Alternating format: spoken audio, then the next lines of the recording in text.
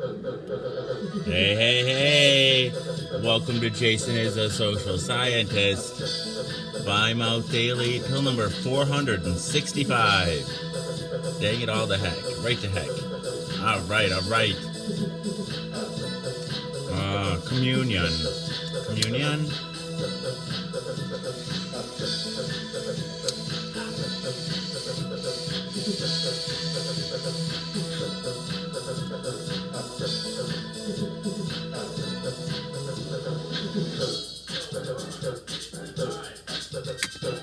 Hey, real Casey, hey, Heather, upside down Heather. Man, oh man. Who's here to light my fire? Anybody? Anybody here to light my fire? Science! Oh, hey, Sophie. Party at my house. Come on down. Hey, hey, hey. All right. Come on, baby. Light my fire.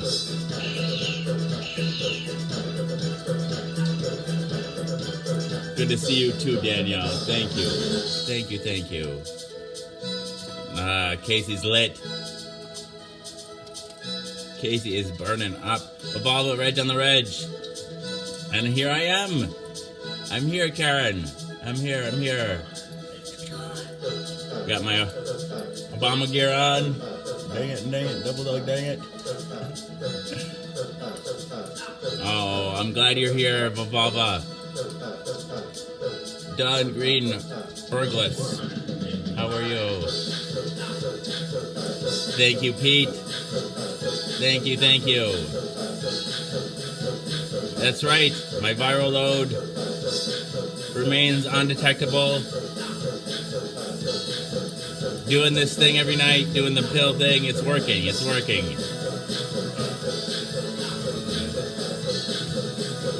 Those medications are really effective. Never seen the donut dance, Danielle? Never? Oh, man. Risa, hello. Boba, I hope you have a wonderful night's sleep.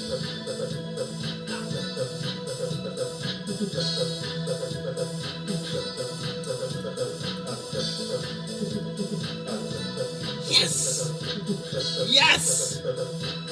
Burgless! I love it.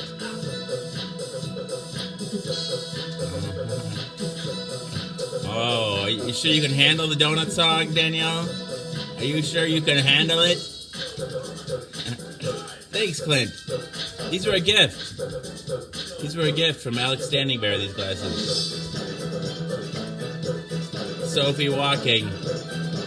Sounds like it could be a title of a movie. I don't know. About a woman being executed in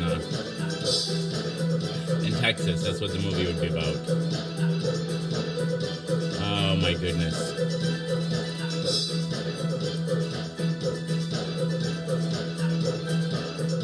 Your anxiety and panic have been horrible. I'm sorry, Karen. I've not been doing well either. I fucking love you, Anthony. I fucking love you. Danielle, I bet you could handle it. Wolfram Alpha Dog in the house. We got some cowbell for you. Dang it. Wow. Anthony, and you guys are the cure to mine. Well, treatment at least. Treatment.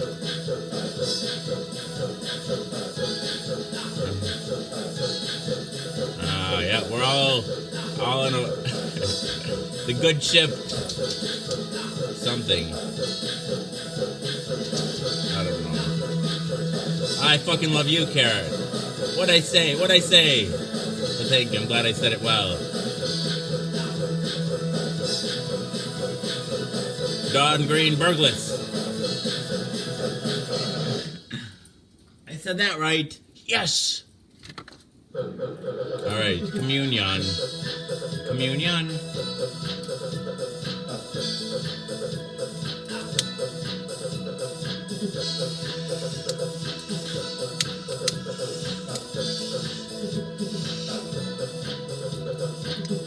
Well, yay! Yay, done! Oh, we gotta get the echo chamber up and running. I did a good thing today. I did a good thing. Happy. It's a dangerous word. Dangerous word. Don't do it. I don't recommend it. That's not even the right phone. Dang it, dang it. Alright, here we go. Got a Dang the Dang show.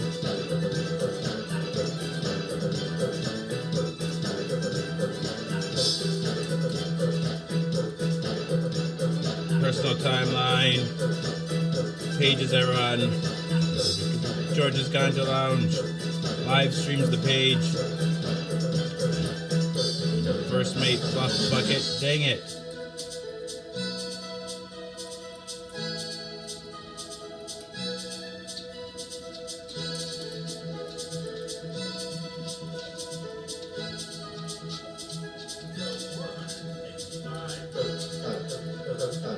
Dang it, double dog, dang it. We'll pick one group to go to.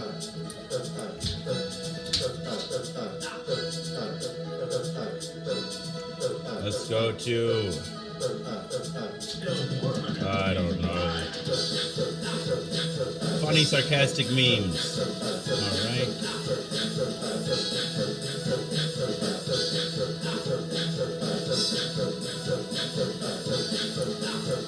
Oh, what was the good thing I did? I called and ordered a packet, the appeals packet for my disability.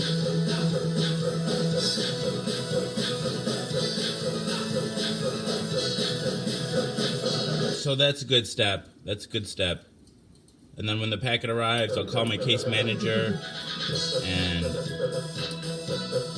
he'll offer me some assistance, I think, in helping fill it out. Dang it, double dog, dang it. Okay, now my wife can dang the dang show.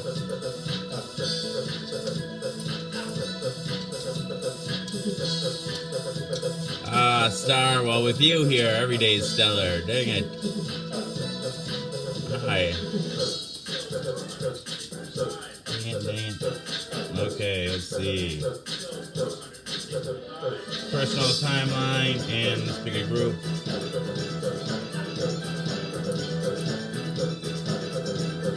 Let's go to Proud Stoners. Now we say, Go Go Gadget, Echo Chamber.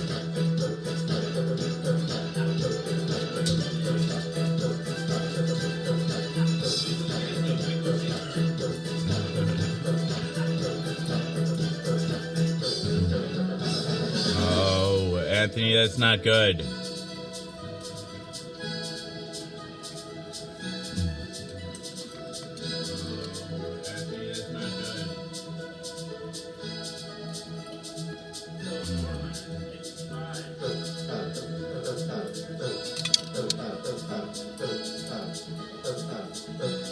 Amanda Babiars? Hi, good to see you again.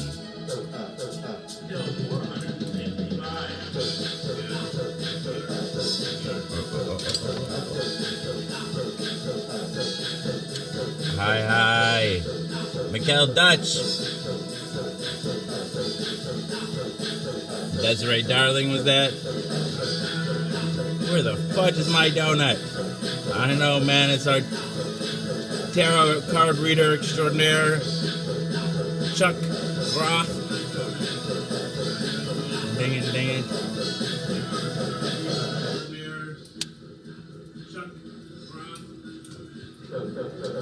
What do the cards say? Where are the donuts in the cards? Dang it. Is there a donut card? There should be.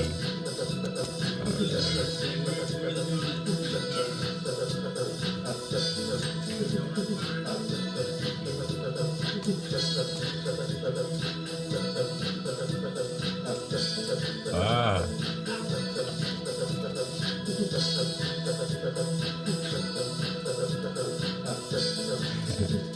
I didn't lose my donut.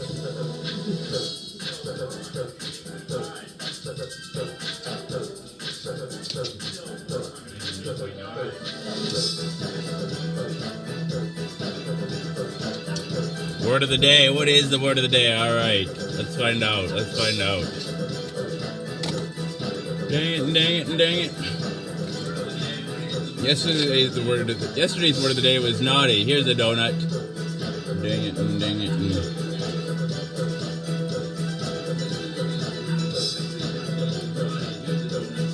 Word of the day. Where are ye?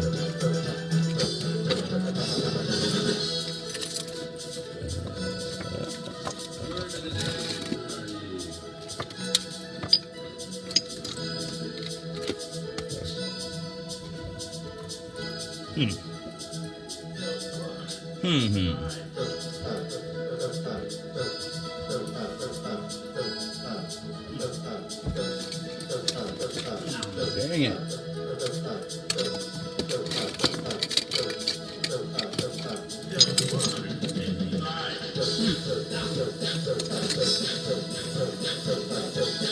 Man, I'm at a loss for words. I'm speechless.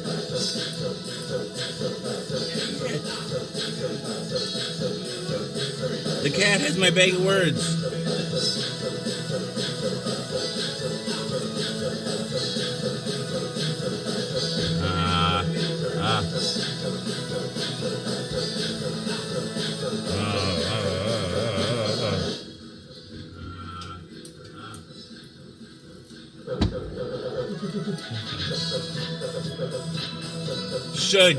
Should not even be a word. Dang it.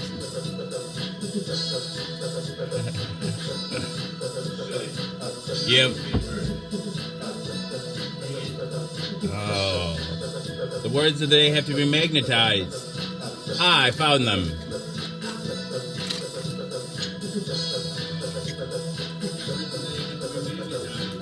All right. New word of the day.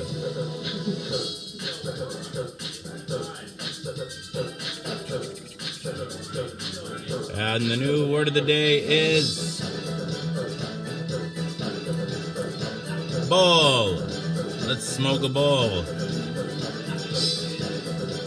Old King Cole was a merry old soul, and a merry old soul was he. He called for his pipe, he called for his bowl, and he called for his fiddlers three. Each fiddler had a fiddle, and a very fine fiddle had he. Oh, none so rare that can compare with old King Cole and his fiddlers three. Dang it, and double dog, dang it. Fire it up.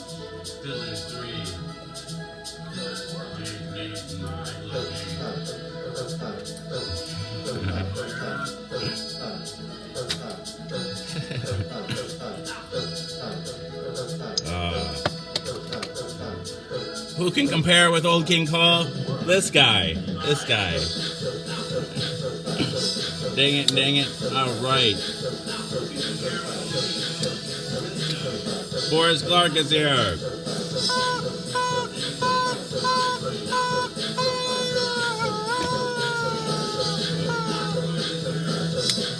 Eddie Barton, Barron. Dang it. Hey, Eddie, how's it going? Are you fast, Eddie, or is that a different Eddie?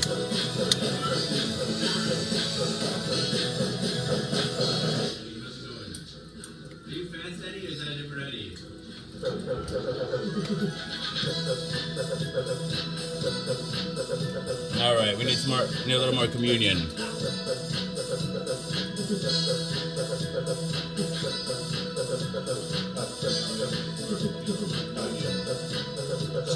Choke it. No, I don't know if I will hear from him. Nothing yet, Renee.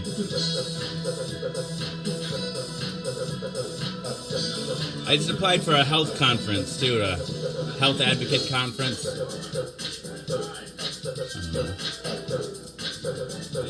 Trying to put myself out there.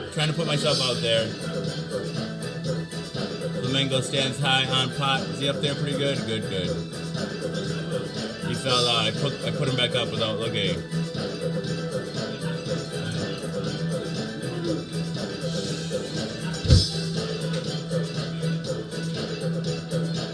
Sophie, let's go inside.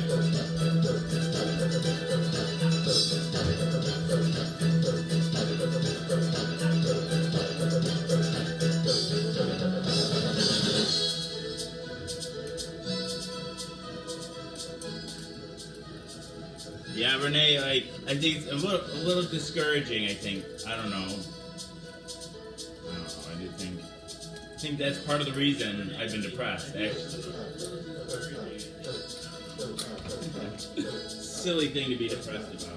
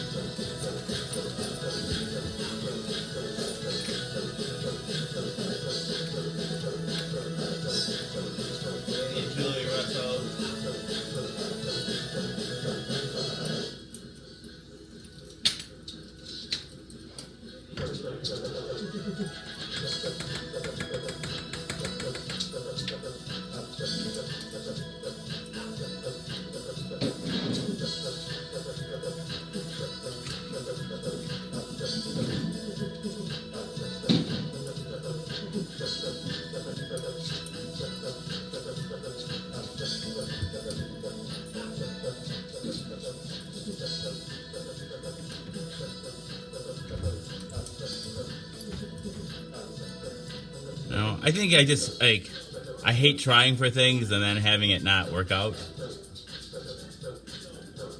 And then especially doing it publicly, like, hey everybody, look I tried to do this thing and it didn't work. That's a crappy feeling.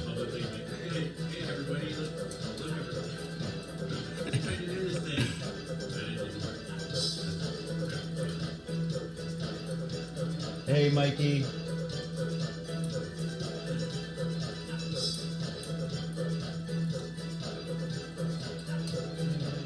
I think that, so that's one thing, Renee, you brought up that I really haven't, it's been contributing to my depression. I think that it feels like such a stupid thing to be depressed about, that I really haven't brought it up. And then the other thing, I think that, and this is what I focused more on, is there's just been a lot of tension between my wife and I. And so I think just I don't know.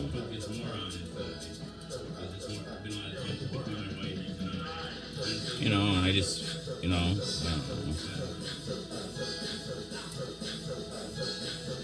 Whatever. Mikey's high and he likes it. Good. I saw that DJX. I'm really happy. Well, you gotta come visit, though. You gotta come visit still.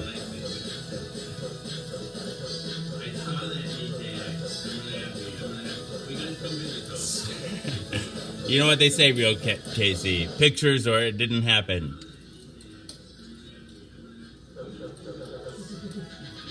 You know what they say, real Casey? Pictures or it didn't happen. I haven't. I didn't like my last appointment with my psychiatrist. With a psychiatrist, a new one, and so I stopped going, and I haven't been on any meds. Oh, I don't know if there's any being smarter than depression. I don't think you can do that. Dang it. I don't know if there's any being smarter than depression. I don't think you can do that. It's almost, I think, the smarter you are, maybe the more likely you are to be depressed. Sweet. Oh, that's fun. A new car is exciting. Hey, Lyle Blakely.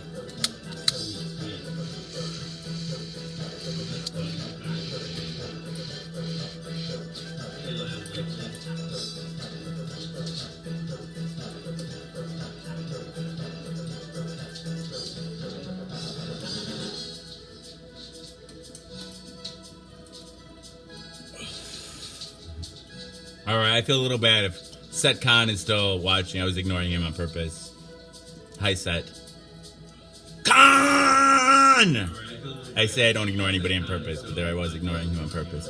Khan!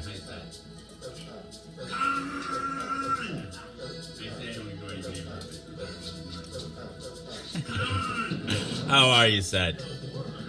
How are you?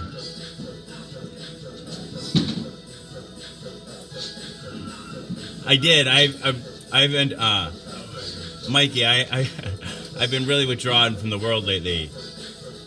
Yeah, the show. I've been sleeping during the show and not answering any messages. I'm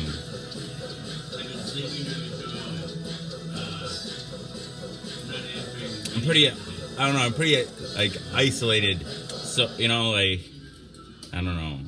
I haven't been having guests on the show. If you can get here in person, though, you're totally. You're totally welcome to come here. Though, if you make it to the door, we could totally do a show together. I haven't been doing any. I don't know. One of the taglines of the show is "Tune out, turn off, drop in."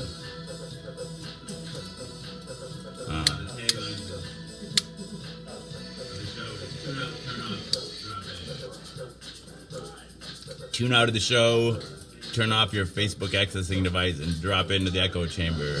Make this social experiment real. Hey, Brad Swartz. Set Khan and I, he's been here in person.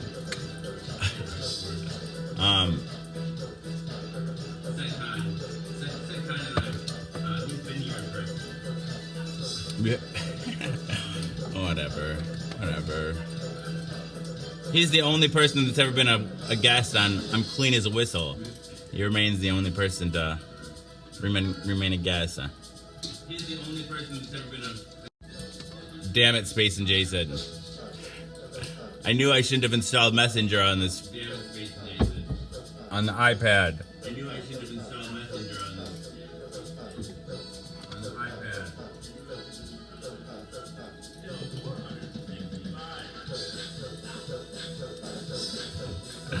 Fucks up the broadcast. I just did it today.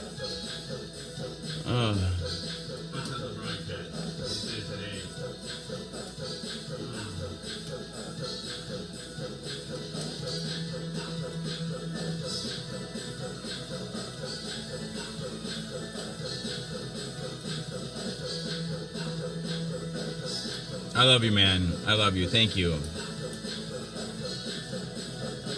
love you, man. I love you. Thank you.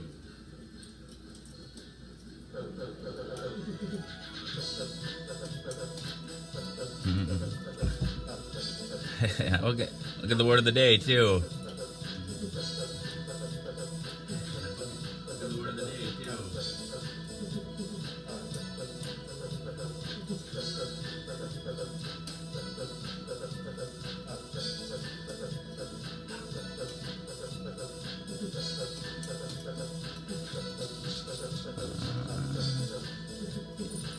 Yeah, well, museums. Yeah, I think the Overture Center is an art museum, I think, right? I think. And then there's the Veterans Museum.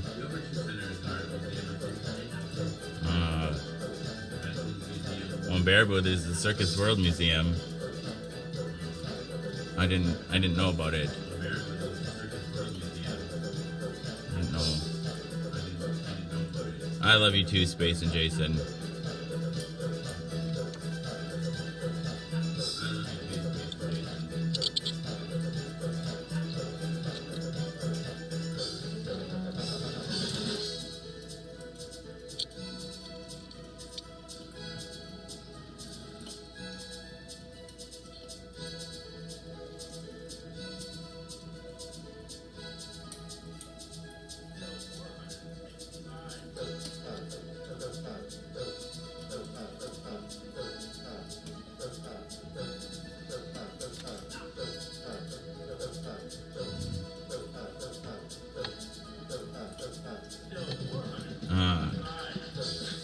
I'd kind of like to go back to Circus World Museum. That would be fun.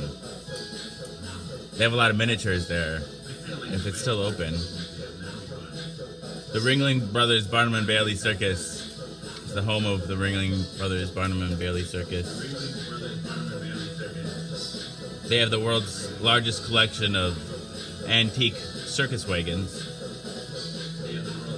In the 80s, they were over 100 years old, I think.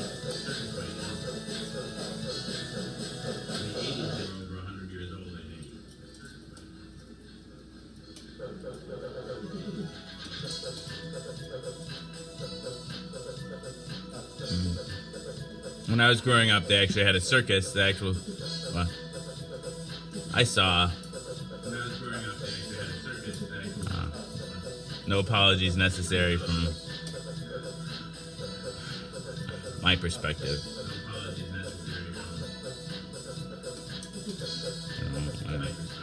I'm not even entirely convinced Donna's a real person. I was thinking about that today. You know, like, whoever it is that keeps making fake profiles and pretending to be me and pretending to be other people that watch the show. And they have, a number of obviously fake accounts, too. I was just thinking how they steal a piece of everybody's humanity a little bit, because, like, makes me doubt the sincere, what got me thinking about it was the Russian bots. Yeah, I've thought about that too, Con.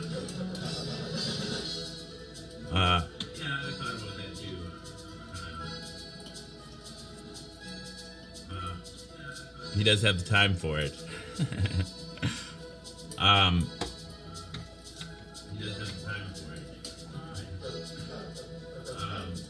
Well, it's impossible not to think about things that are right in your face.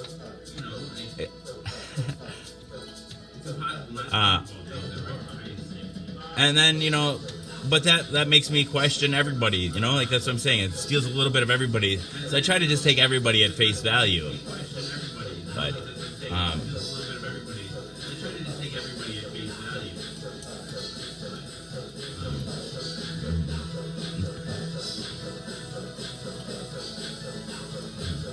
hey, Trinidad. Hello, hello, hello.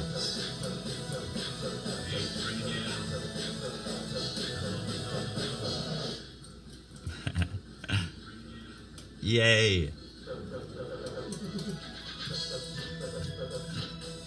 Half-price Valentine's Day candy.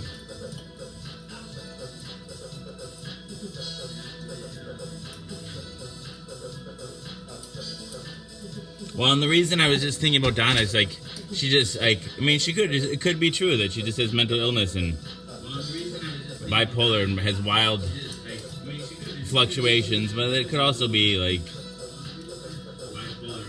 it's all an act, too. I don't know. I have no idea. Who cares? I don't say... Whatever. Doesn't really matter.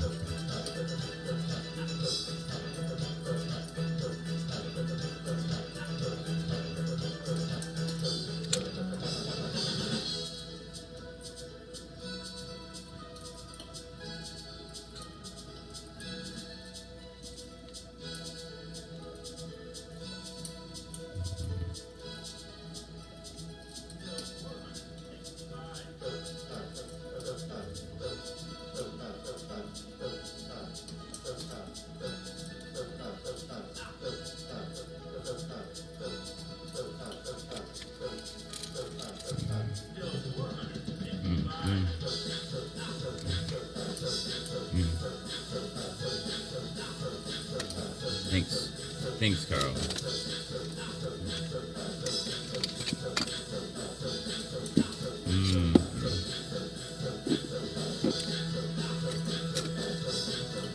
I'm all right. I'm all right.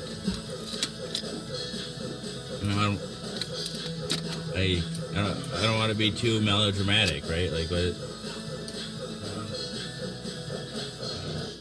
don't want to be too melodramatic, right? Like talking about depression out loud is just like it sounds. I don't know.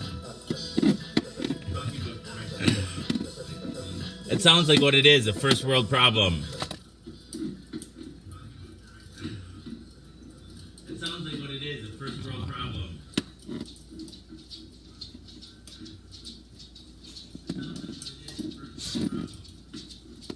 Wow, you'd be totally welcome, Deborah.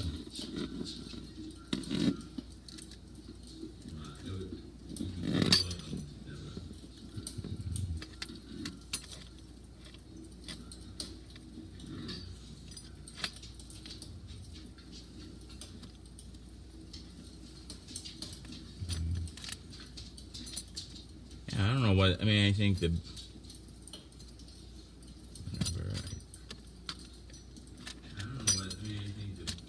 biggest thing I think is I feel like a bum. I think that's probably the worst thing. Either that, I just feel that. The biggest thing I think is I feel like a bum. Or I just feel like gross and like unlovable. Dang it to heck.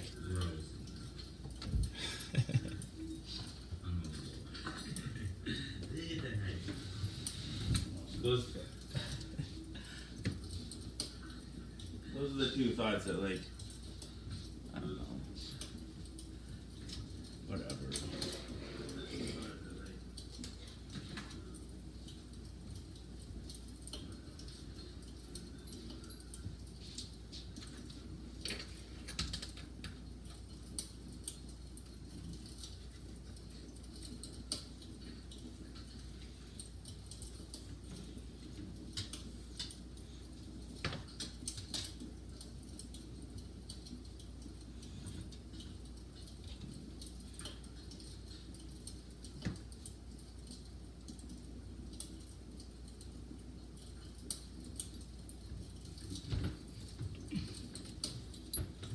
Is that the solution to all my problems? Is answering the phone, Space and Jason?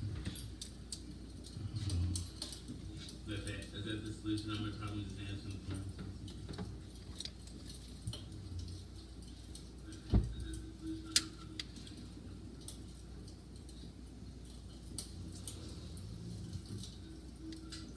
The non-scarred or scared? Oh, could be feedback. I don't know who. Are you talking about John?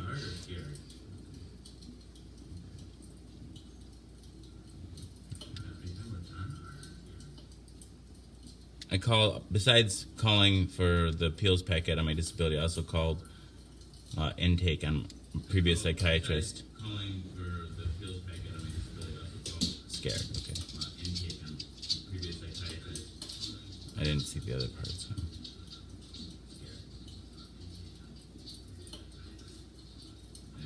Oh, my pleasure, Lacey. I mean, I get a lot out of being here. Because the Space and Jason points out I don't answer my phone. It's hard to get. It's hard to get. I don't know. I keep a wall up, I guess. And that keeps me pretty isolated. And this is a window out. Keeps me pretty isolated. And this is a window out.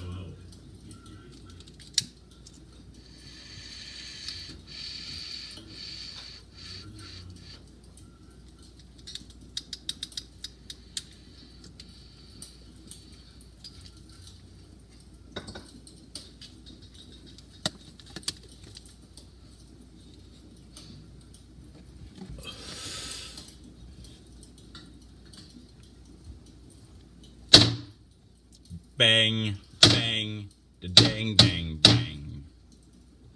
It's my theory, Donna. Bang. For my, my sample size of the people I interacted with. 12 years on an inpatient psychiatric unit might color my perspective. But I feel like mental illness is universal. Construction noises, hammer, hammer, screw, screw, nail, nail, pound, pound. Construction noises.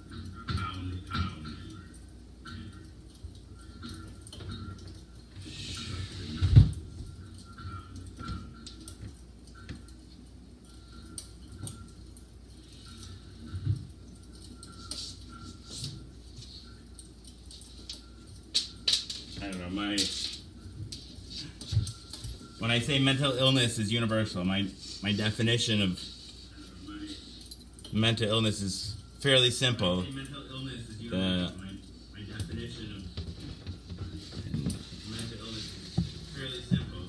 inability to cope with circumstances that you find yourself in.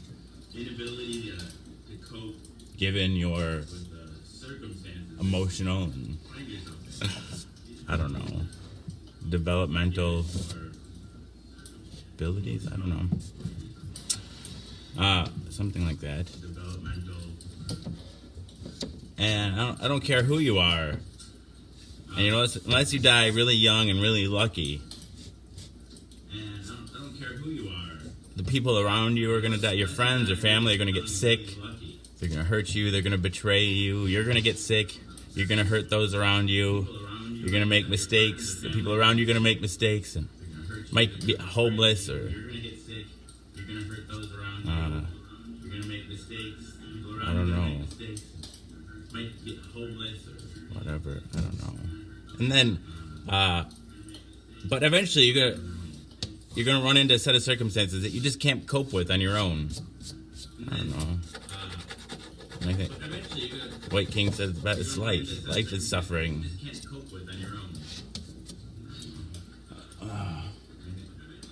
White King says that is life. Life is suffering.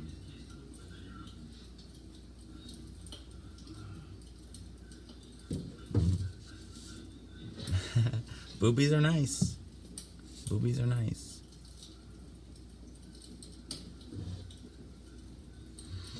Boobies are nice.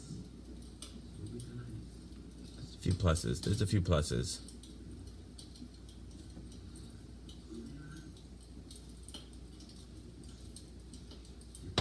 There's a few pluses.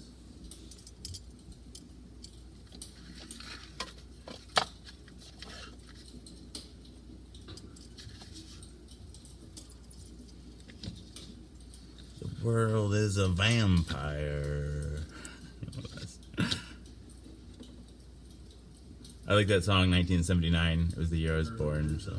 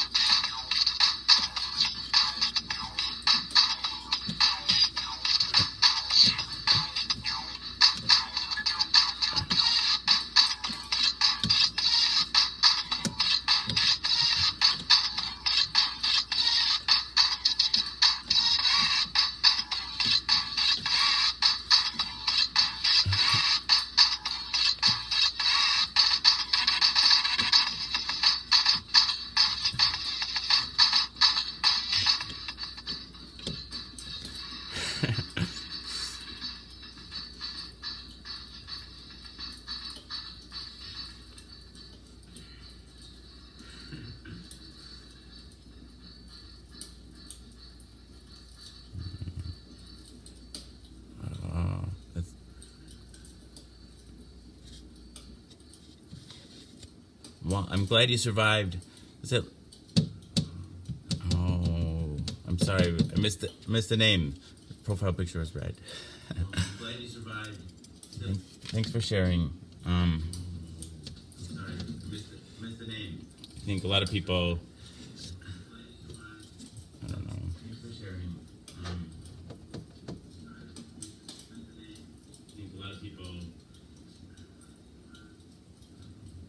That get treatment for mental health also pursue caregiving. Yeah.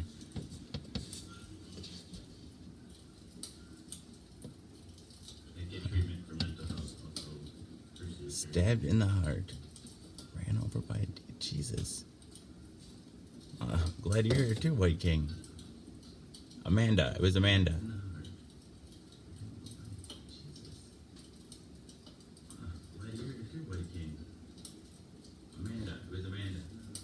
I've worked in one for 12 years, but the last 2 years I was working, had 5 of my own inpatient psychiatric hospitalizations.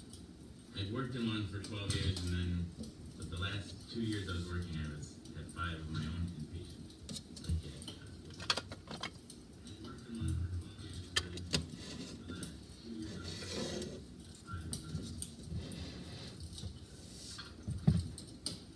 hospitalizations. I quit smoking cigarettes in 2006. Quit smoking cigarettes in 2006. And they just seem like they use a lot.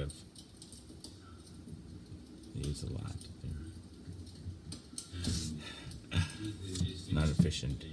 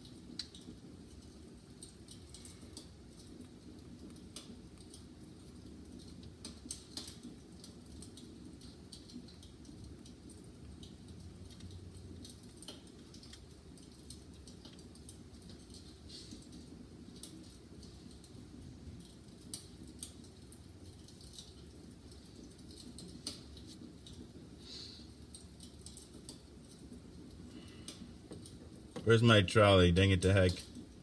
Where's my trolley?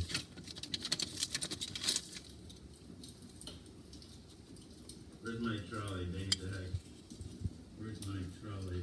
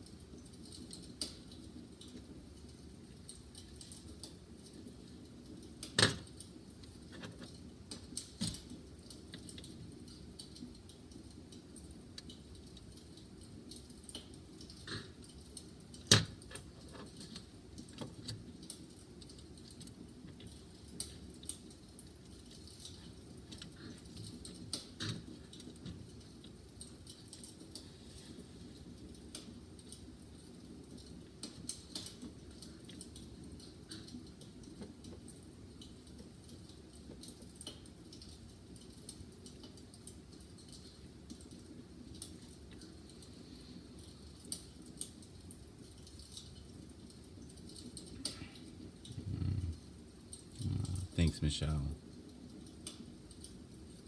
Things are better than they were in the past. I don't know. Thanks, Michelle. If I go back a year ago, I feel better, I think. That's not saying a whole lot. All right. Hey, Moss Man, how goes it?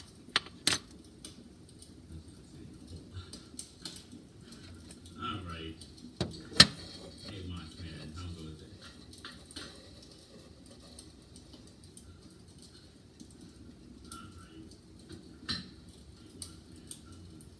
And Jake Wyman. Oh, Deborah Reed, thank you. You know, that's one of the things that makes it most that makes me feel like not a bum, right? Like that this is worthwhile. That I'm not. I don't know. That makes me feel like not a bum, right? Like that this is worthwhile. That I'm not. I don't know. The idea that helping somebody. And I think I can honestly think, also, I think paired with the message, it could, really, because of this show, somebody, it really could have prevented somebody from getting HIV. And if it just did one person that didn't get HIV because of this show, I was probably worth it. Not that doesn't even include the things that the other kinds of ways that people say that the show helps, and that doesn't even include the things that thanks, Carlwood. I love you too.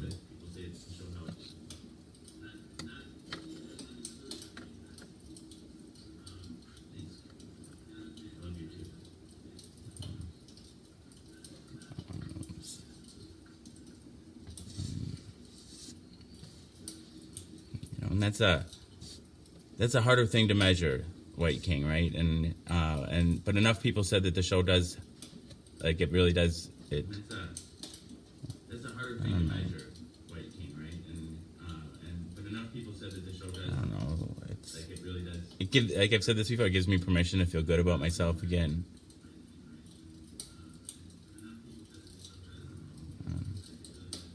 Like I've said this before, it gives me permission to feel good about myself again. All the kind things that you guys say, we shouldn't need permission to feel good about ourselves, right? We're all fancy and fine, just the way we are, right? That's what Mr. Rogers said. We're all fancy and fine, just the way we are, right? Mr. Rogers said.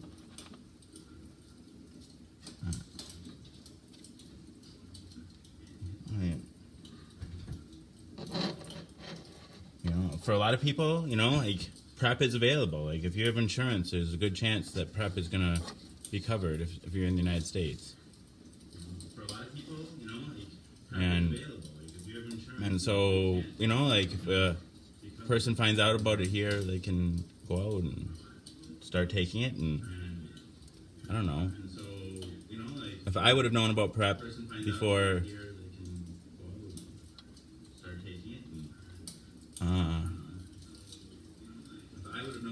Before I had HIV, I totally would have got it. I totally would have. And the other thing I really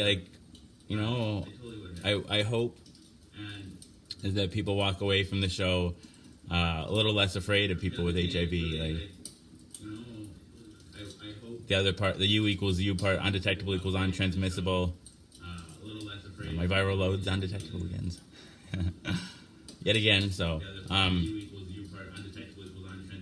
can't catch HIV for me.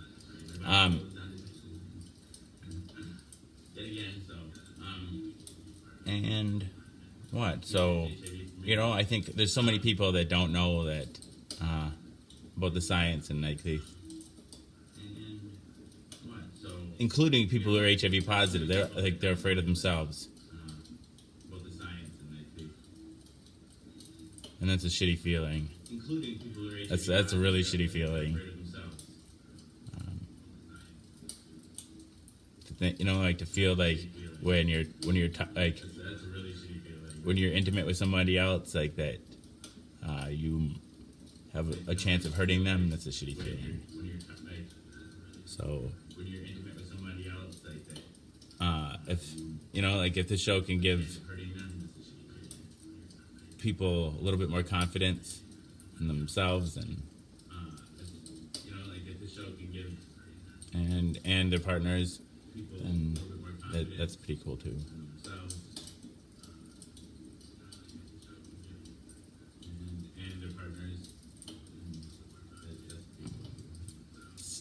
Stop, Jacob, stop. Unless you feel you must. And then by all means, please continue. That's what my mom used to say. When people would compliment her, she'd go, stop. Stop. Unless you feel you must. Then by all means, please continue. When people would compliment her, she'd go, stop. Unless you feel you must. Well, Julia, that's hopefully it's one of the secrets of the show is it's not like you can't tell immediately from the title what the show's about. And it's supposed to be because some people would be like HIV education. I don't know, that doesn't have anything to do with me. And this, it's like I'm Mary Motherfucking Poppins. And the medicine is the message, and the bells and the whistles is the sugar. It's like, I'm Mary Motherfucking Poppins, and the medicine is the message, and the bells and the whistles is the sugar.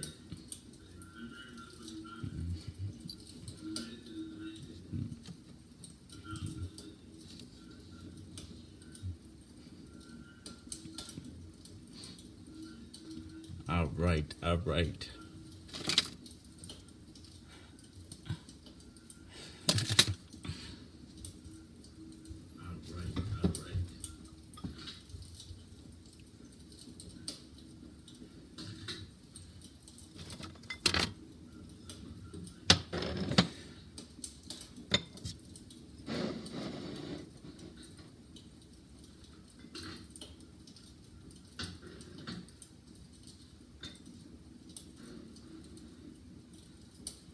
I think sometimes if I wasn't here, that's a depression loves to tell that one.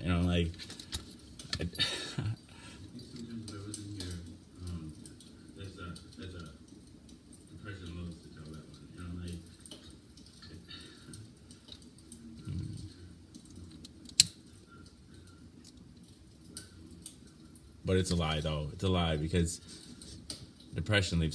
suicide leaves scars on people. It does. The people who no one's better off after someone's suicided.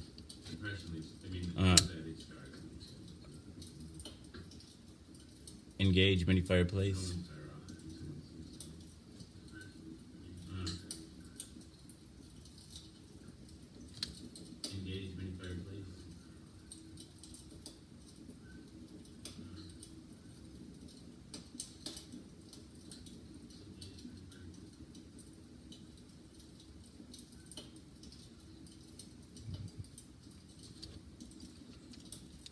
She died of an alcohol overdose, right?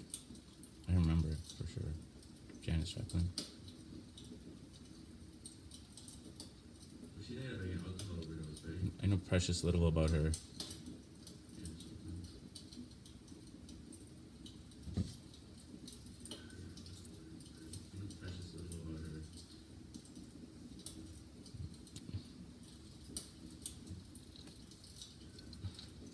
Two fireplaces. Fireside chat squared. Two fireplaces. Fireside chat squared. Working together here, we can hammer out a new deal for all of us. Working together here, we can hammer out a new deal.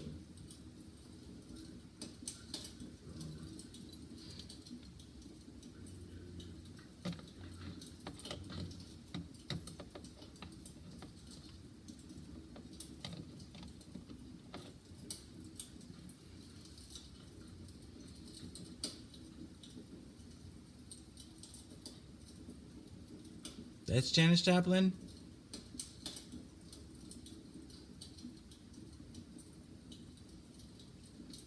White Rabbit. That's Janis Joplin? What's that? I thought there was a... Maybe it's Debbie Harry. That's what I'm thinking of, I think. I saw an interview with her. I don't know. The lead singer of Jefferson Airplane. Maybe it's Debbie Harry. That's what I'm thinking of. I saw an interview with her. That's cool, Melissa Baker. I don't know. The lead singer of Jefferson Airplane. Anyway, yeah. And she was friends with Richard Nixon's daughter while he was president. And I don't know, at least this is the way she tells it. Grace Slick, that's it.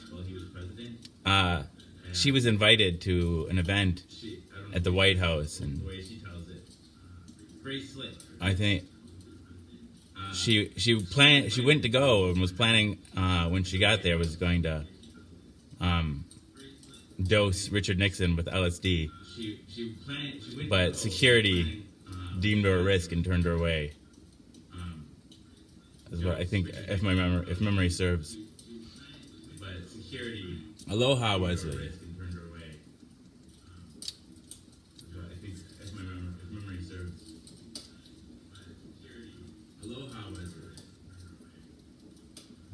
Is it 420 where you are at, Julie Russell? How's Greg, Julie? Is it 420 where you are at, Julie Russell? She said that was her plan to... How's Greg, Julie? I think she said that... I could be making this up. I think she said that was her plan to end the Vietnam War. She said that was her plan to... She said that I could be making this up. I think she said that was her plan to end the Vietnam War.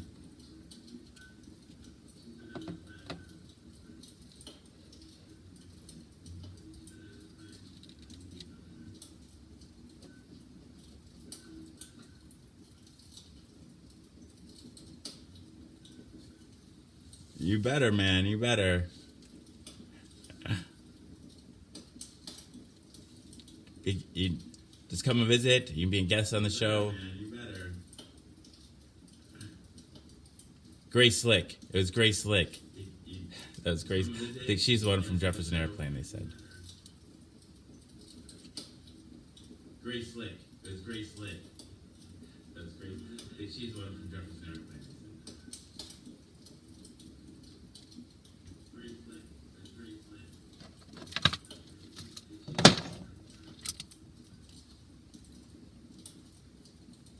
Nice, Willie.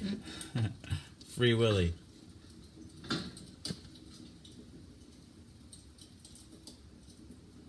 Nice, Willie. That could be fake news, though. I would get that. I would check. Especially the part about her. I think. I don't know why that. I don't know why I would be making that up, though. But fake news, though. I would get that. I would check. She definitely did plan to dose Richard Nixon in the White House, though. According to her. Definitely did plan to dose Richard Nixon in the White House, though. According to her.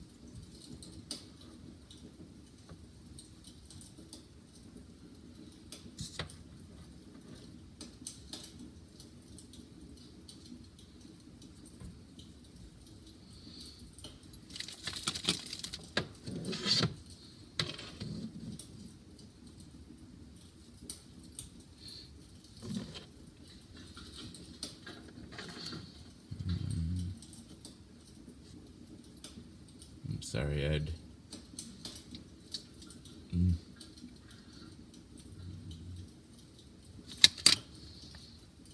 Karuna, how are you? Nice to see you.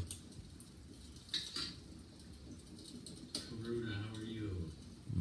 Sabina, that's I think that was the original below that's like sent me into this death spiral.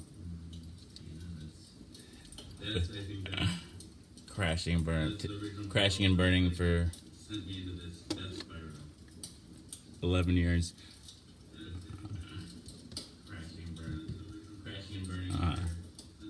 Karuta's, are you filming for your YouTube channel? She does that ASMR. Karuta's, are you filming for your YouTube channel? She does that ASMR. Check her out, she's pretty cool.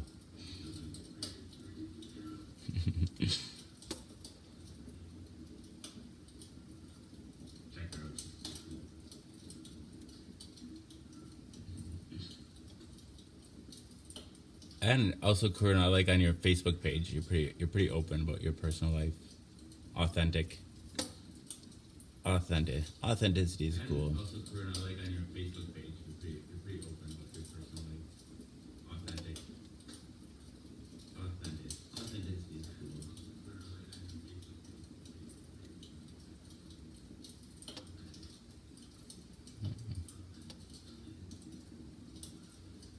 Everything is illuminated.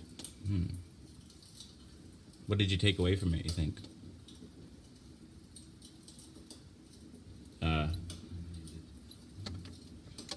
Somebody asked me to post this to the page the other day. Maybe I'll do that today. So what am I trying to say here?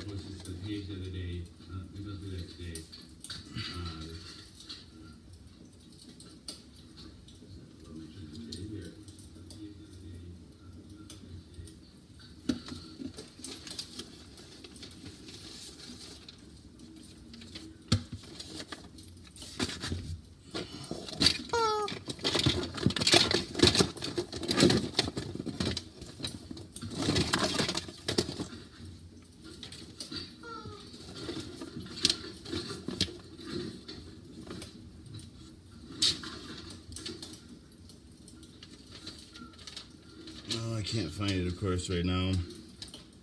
It's I can't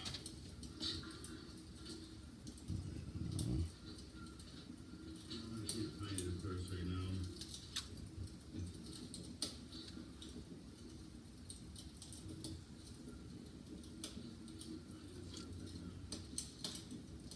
Unable to switch up? No. Unable to switch? No. Up your lifestyle at the moment. I don't know if that's even directed towards me. Unable to switch? No. Up lifestyle at the moment. Nope, we can still see Melissa.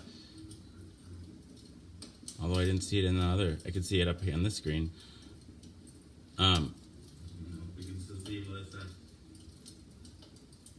Although I didn't see it in the other. The only thing, when my mom, my parents died about a year apart, the only thing that ever even came close to making me feel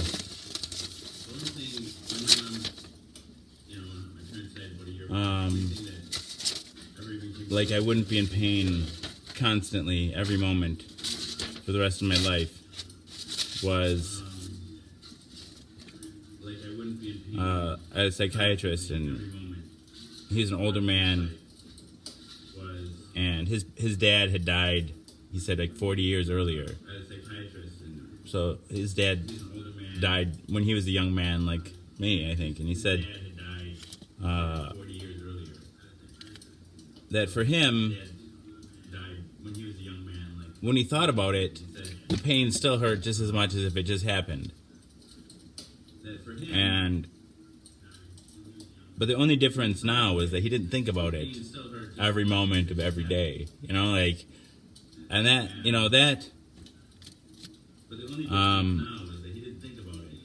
that struck a chord. That's the only thing that gave me, lots of people tried to say comforting things, time heals all wounds, and like that. I'm like, there is never like I think to myself and somebody. I'm like, there's never going to be a time in the future where I'll think about my mom lying dead in the ground, and I'll be like, oh yeah, that's okay, that's all right.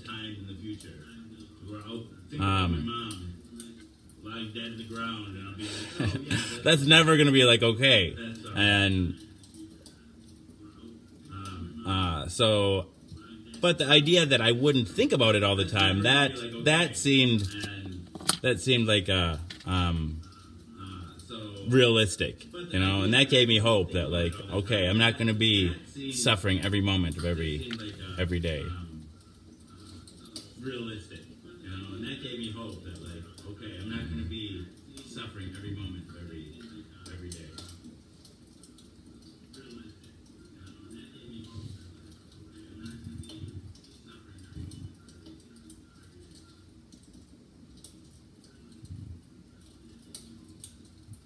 Yeah.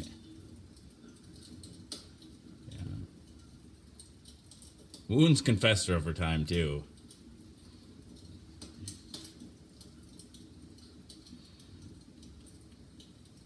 Wounds can fester over time too. Yeah, I think life moves on. Life moves on.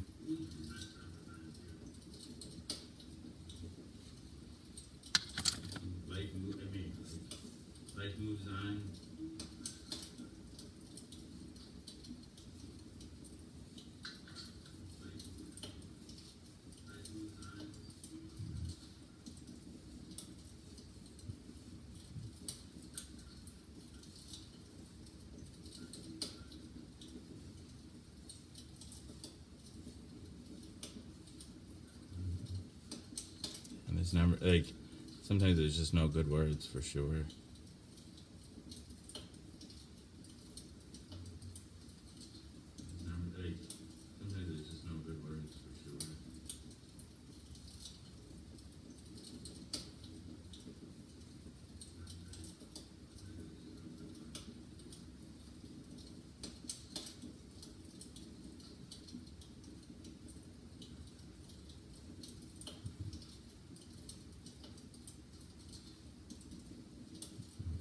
My dad cried a little bit. He cried because he cried to me, like crying about his dad and how he missed him. I never met my grandfather, my dad's dad. He died before I was born. I never met my grandfather, my dad's dad.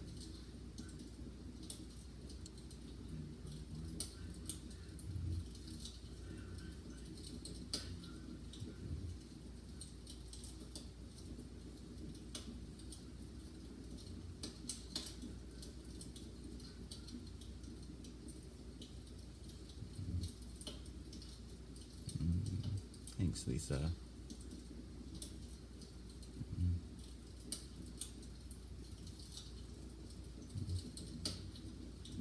You're all right, Donna.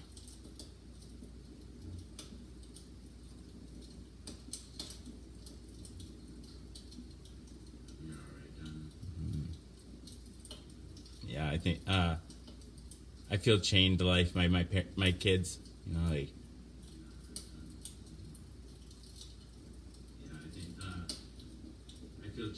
Part of like I had kids partially knowing that like I really missed that connection with my parents, and I had kids with the intention of making myself feel better, like it's kind of a really selfish reason to have kids, but like I really missed that connection with my parents. With the intention of making myself feel better. Bring two lives into this world to make me feel better about the two that I lost. But then once they're here, now I'm chained here, exactly what Karen just said. Like I know how bad it feels to have lost my parents. I can't just turn around and make my kids feel that same pain. Like when I'm really depressed, it's almost like I resent them for it. Like now I'm stuck here because of you, little brats.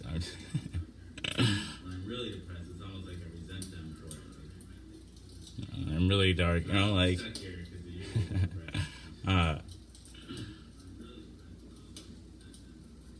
there was like a time, I really had slipped into a really severe opiate addiction after my parents had died.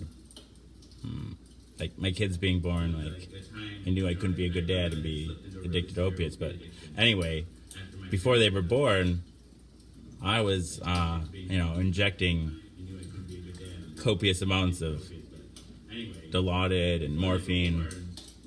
And there was a time when I was sitting in the kitchen at the island, and I injected 50 milligrams of Dilaudid, and like I went out like a light, and I was probably like this close to death, right?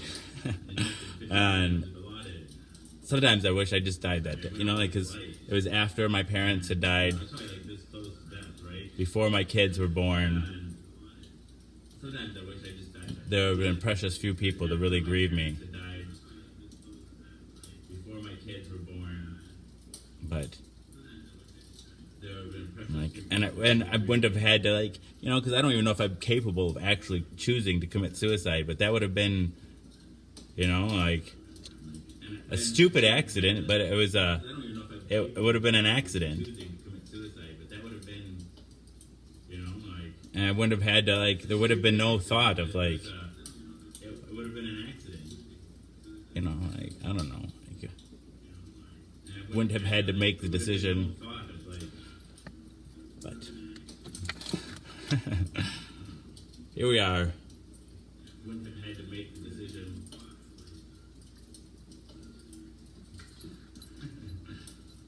Here we are. How are you, Paulina Hernandez? Good to see you.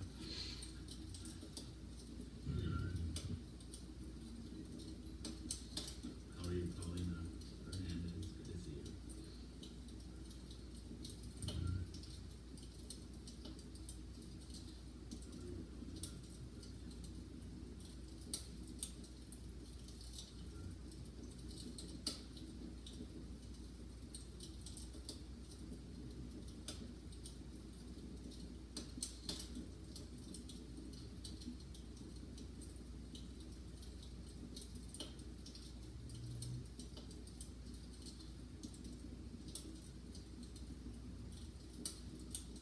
I think being a nurse kind of gets over that fear of needles. But yeah, I'm all right.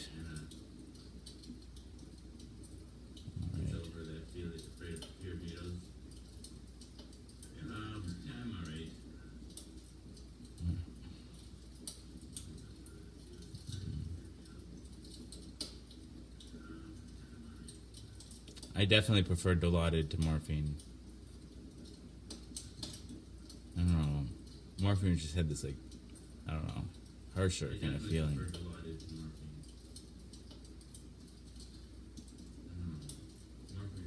Good night, Eddie.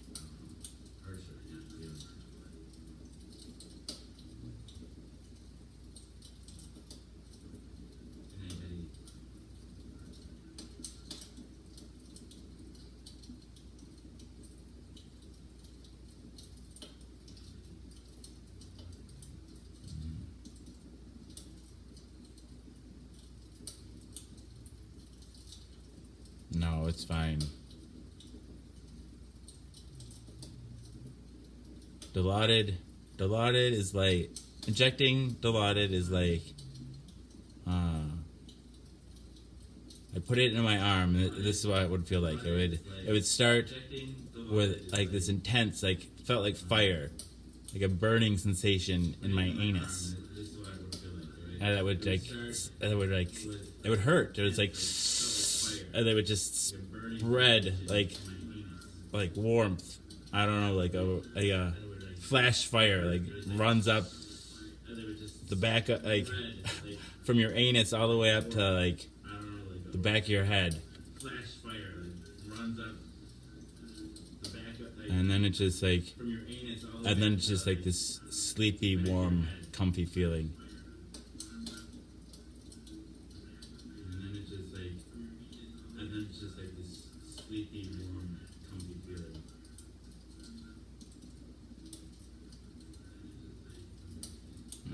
I often feel like having kids is the most selfish.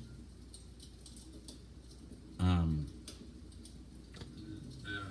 of the most selfish things that people can do. Certainly one of the most selfish acts that I've ever.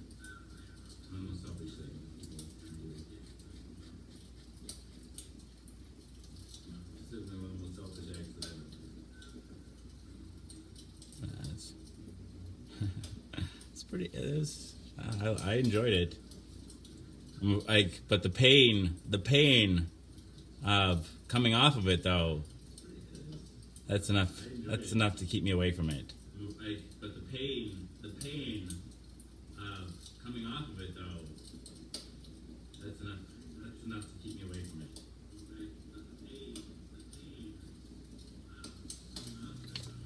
Withdrawal is really, it's like that's a desperate feeling. Oh, Space and Jason.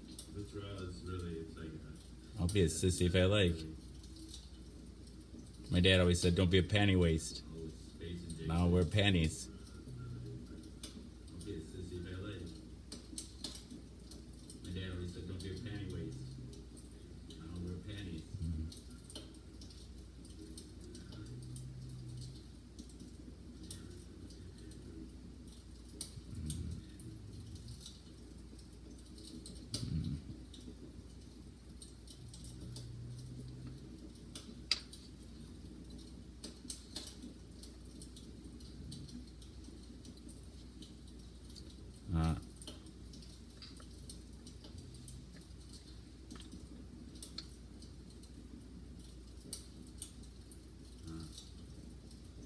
Now the needle. No, I don't know that one.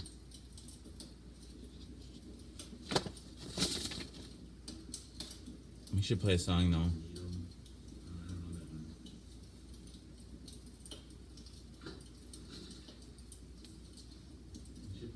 Yeah, at the peak of my opiate addiction, when I was injecting, like like I only ever did 50 milligrams of Dilaudid once, but I was doing high doses regularly, and at the peak of that in 2008, September of 2008, went to Laura and I decided it'd be a good idea to go to Europe, and we flew to London and did not have 2 weeks. We planned to go for 2 weeks. We did not have 2 weeks worth of supply, and oh my god, every night the bed was just dripping in sweat. Couldn't sleep practically the whole time. Couldn't sleep at night. Barely had energy to leave the hotel during the day. But couldn't sleep at night. Barely had energy to leave the hotel during the day. But we did made it to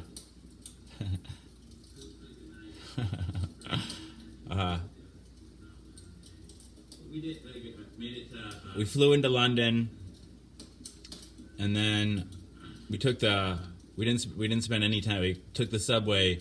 Our plan was to take the Channel to Paris, but the Channel was on fire. So instead we took the train to Harwich, England, from London to Harwich, England, and we spent the night in Harwich, and the next morning we caught a boat, a ferry, from Harwich, England, across the English Channel to Amsterdam, to Holland, and caught another train across Holland into Amsterdam, and then we spent, I guess it was more like, was it like 10 days? I don't know. And we didn't make, we didn't make it out of the hotel room. We walked past the red light district one night. We walked past Anne Frank's house. We saw the Pink Triangle Memorial for all the people, victims of, homosexual discrimination. We went to the Amsterdam Zoo. We went to the Van Gogh Museum. That was when I was a dink, Carwood. That was when I was a dink. A double income, no kids. Now I have no income. You know, like now we're a, I don't know. Now we're a sick family, single income kid family. Now we're a sick family, single income. Nice, Dutch. Nice.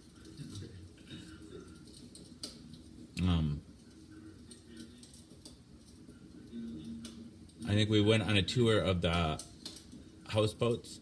Stick a pistol in your mouth. That's not good advice. Almost any time that's not good advice. Houseboats.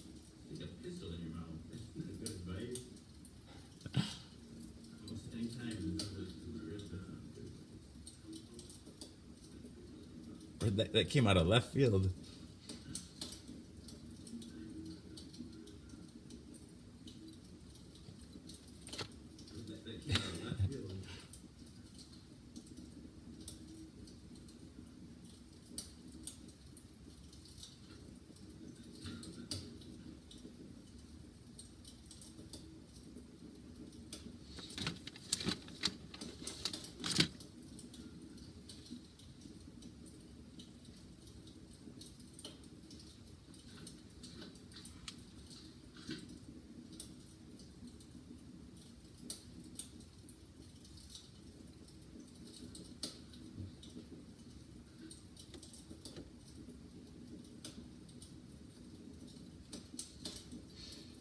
A little bit, but let's just move on.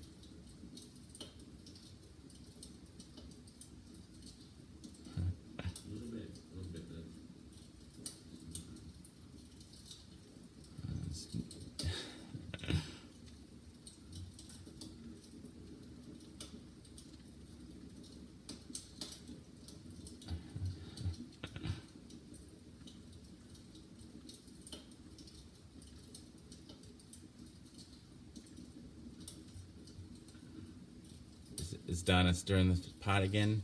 Dang it to heck. I think it's done. I think I was done with the story. I don't know what else. Like, is Donna stirring the pot again? The houseboat tour was kind of fun. The best houseboat. I think I was done with the story. I don't know what else. Like, was this like almost like Art Deco kind of? The houseboat tour was. This wasn't even on the tour. This was just walking around. Because there's like canals that run through Amsterdam. Amsterdam's a cool city. It's like one of the few cities that wasn't bombed in Europe during World War II. So like the buildings, unlike most cities in Europe, go back to like the 1500s. And they all have courtyards. I don't know. I'd love to go on a garden tour. You know, like 500-year-old gardens. I think that'd be pretty cool. Anyway, the houseboat. One was like this Art Deco. And completely black and white, right? Like Art Deco. Like, and I saw that, Karen. I saw that. That's pretty cool. Black and white, right? Like, I saw that, Karen. I saw that. That's pretty cool. Seen pics of. What did you have pics of?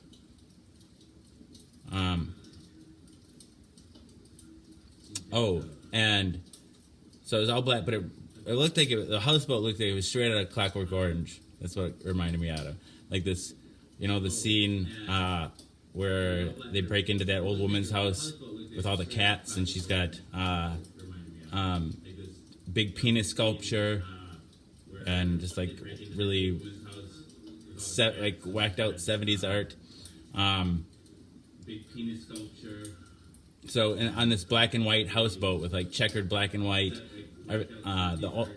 there was a painting hanging on the wall with pink panties, and I want to say there was like penis sculpture and stuff too, but it was just like, I don't know, it's cool. It was cool. And I want to say there was like penis sculpture and stuff too, but it was just like, I don't know. You do, Dutch? Oh, if you ever walk by it, take a picture for me. I didn't have a camera back then. I would love a picture of that. You do, Dutch? I love that boat. Oh, if you ever want to try it, I take a do. picture for me. It's I didn't have a incredible. camera back then. I would love a picture of that. You do, Dutch? I love that boat. I do. It's incredible. Hey, Kelly. Oh, I'm so glad. I'm so glad. I've never met anybody else that knew that boat. Kelly. Oh, I'm so glad. I'm so glad. Oh, you know Met anybody else that knew that boat.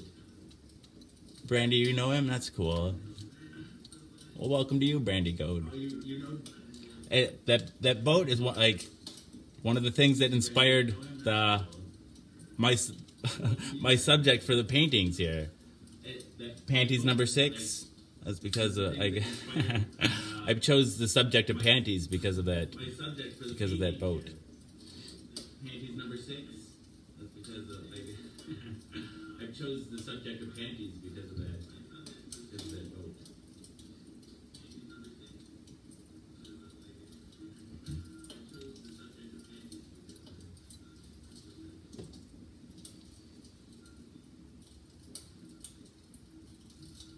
Oh, I've seen that guy. I've seen that guy totally. I felt like him before. When I paint live, Oh, I've seen that guy. sometimes Totally. I've used my penis to paint a couple of strokes. I felt like him If- before. yeah. When I Wink, wink. live, Sometimes, sometimes you know what I mean? I've used my penis to paint a couple strokes. Wow. Nice. You know what I mean? I'll give you a shout out, Brandy Goad. Any friend of Dutch's is a friend of mine. Nice. Brandy Goad, welcome!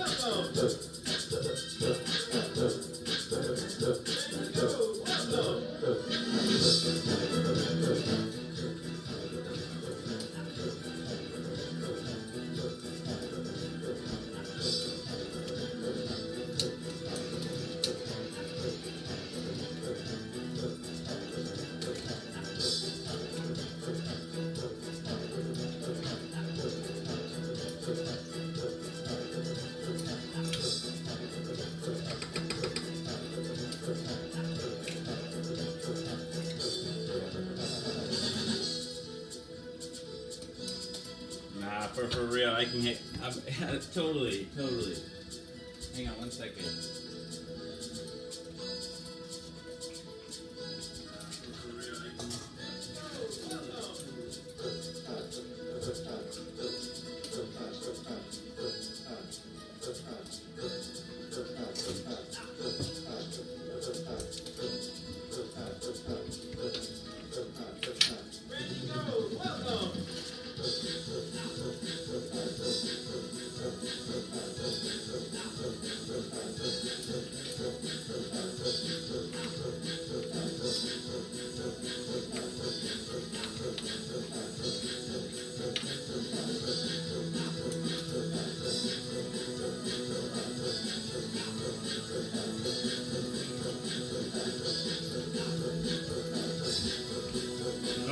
Sophie's so sneaky.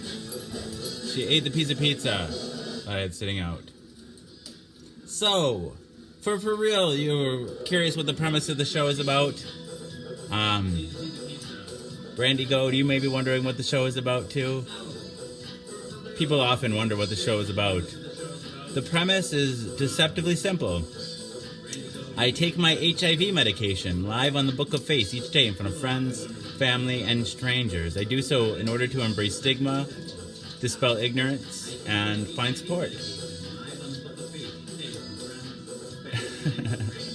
After 465 pills, 465 shows, a number of bells, whistles, and bows have risen up and around and about the show. The bells, bows, and other people, the people that come back night after night and give me their most valuable resource, their time. To me, that's the most significant thing that's risen up and around and about the show. The community. Therein lies the support that I was looking for. But a number of bells, whistles, and bows have risen up and around and about the show. Ding dong bell. Boy, do she now. Hell. I mean, heck. This show has it all. Brandy Gold knows it all. Nice. Dutch gave you the heads up. I like to say that it is the Cloud Atlas, and that it incorporates at least 600 years of entertainment, with Edward R. Murrow's radio broadcasts on record and cylinders played on a 19th century Edison home phonograph, along with the nursery rhyme book from my childhood, containing woodcut illustrations from the 15th century. It is, in a sense, also the Matrix. In a previous iteration of the show, I created something I call the Rainbow Tunnel, in which I harness the power of Grayskull and the Eye of Thundera, funneling them through a series of warp nacelles, creating a static warp bubble and a subsequent singularity, punching a hole through the fourth wall, across the multiverse, and into the source. Ding dong bell, says Deborah Reed. Ding dong bell, pussy's in the well. Who put her in? Little Tommy Stout. Who pulled her out? Little Johnny Green? I don't know. What a naughty boy was that, to try to drown poor Pussycat, who never did him any harm and tried to drown the mice in Father's barn. Dang it. Drown? That's not right. Who killed the mice in Father's barn? Ding dong bell. It's very old. Shakespeare used it. The Merchant of Venice. Act something, scene something. This comes from my nursery rhyme book. No.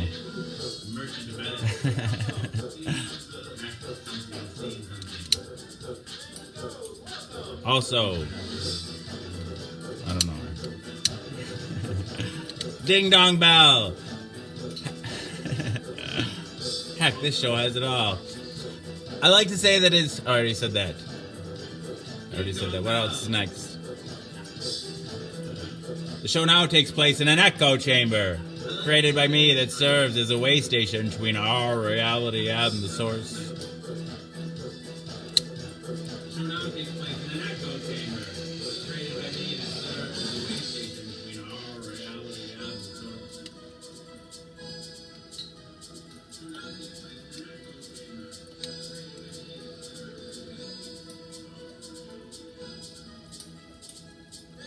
I don't expect lay people to fully understand, as this is advanced social science.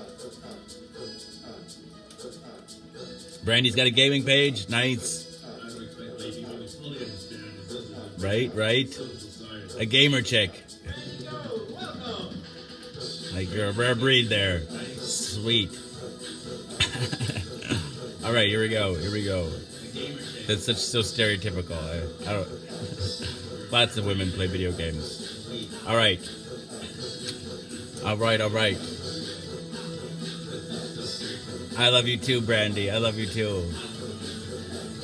Let's see. Yeah, so the show is also like an old-timey variety show, Carol Burnett style, mixed with the merry melody of Looney Tunes and a measure of Mork and Mindy. a dash of Mr. Ed, and two doses of Alice in Wonderland, a helping of Hee Haw, heaps of Benny Hill, a hint of the Highlander, tons of the Twilight Zone, a tincture of Teen Wolf, an ounce of Oz, a cup of Creep Show and Castaway, a quart of Quantum Leap, and a gallon of Gilligan's Island. It's a 4-hour show and a 4-hour tour. Piles of Pee-wee's Playhouse, a pinch of Peter Pan, and a pound of Popeye. I am what I am. A whole block of Mr. Rogers' Neighborhood, and a ration of the Rocky Horror Picture Show. An undone Benjamin Button, a corny ear of Dumbo, a college try of I Spy. A couple raw strokes of Bob Ross. A spoonful of Mary Poppins, and a full Monty Python. Finally, lumping Rick and Morty with a liter of I Love Lucy in the Sky with Diamonds, and wham bam, thank you ma'am. You've got the show. Everything is out of place and out of time here, including and especially me. Alice will always be pregnant. Harambe will always be ready for high fives. The first and the second coming. Will always be risen with the Obamas getting blowjobs from the Woodies, the Supermen, and their boners. Will always be spinsters and sumptuouses working in the sweatshop. Be excellent to one another. The twin towers will always stand with Lady Liberty. You will have their MTV. Pigs will fly. Disco and dance will reign like men did in the days of old. I write nightly the future history of anachronism for your future children and your elderly grandparents. May they enjoy it now and time immemorial. Yeah, so if I'd have people take only one thing away from this show, it would be the knowledge that HIV is preventable. If you're HIV negative, there's a once-a-day pill you can take. They call it PrEP, pre-exposure protocol. The pill is Truvada. Think of it as a highly effective chemical condom.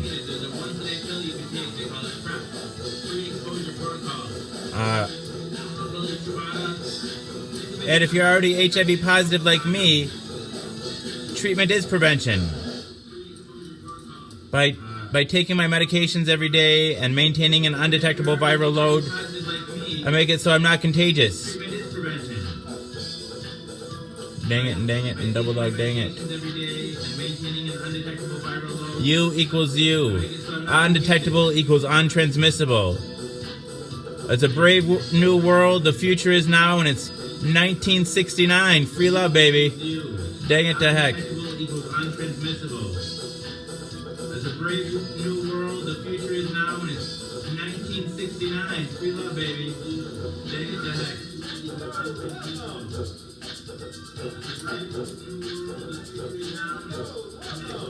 Have fun at Morningwood, sir. Have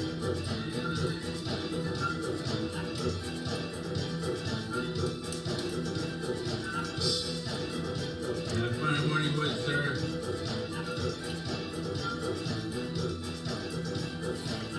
All right, communion.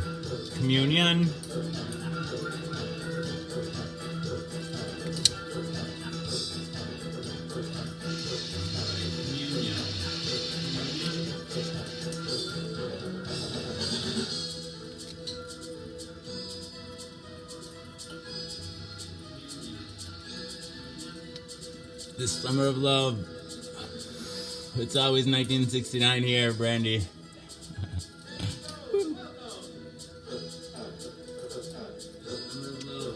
But it's also always September 11th. and December 7th, 1945. Yeah, is it 45? No, 40, 41. What is it? When was Pearl Harbor? What the heck? We got Pearl Harbor record. 1993, right here, Christmas 1993. This right behind this flag, it says 2009. It's 2012 here at the license plate.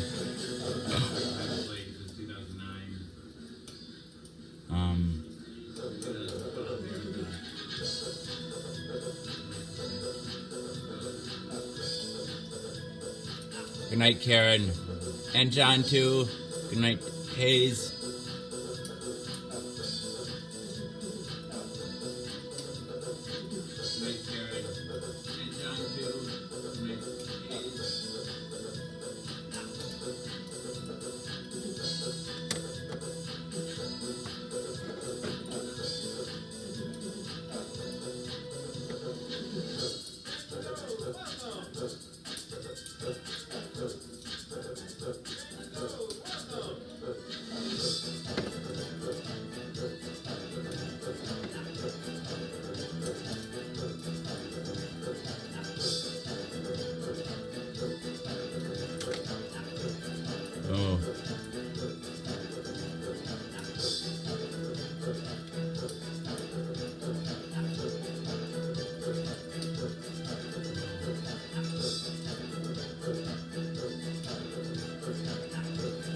It's Culture He-Man, you're gonna get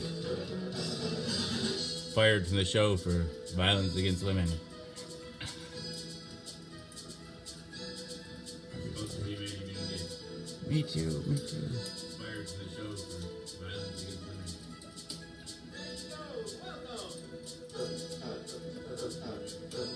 Too soon.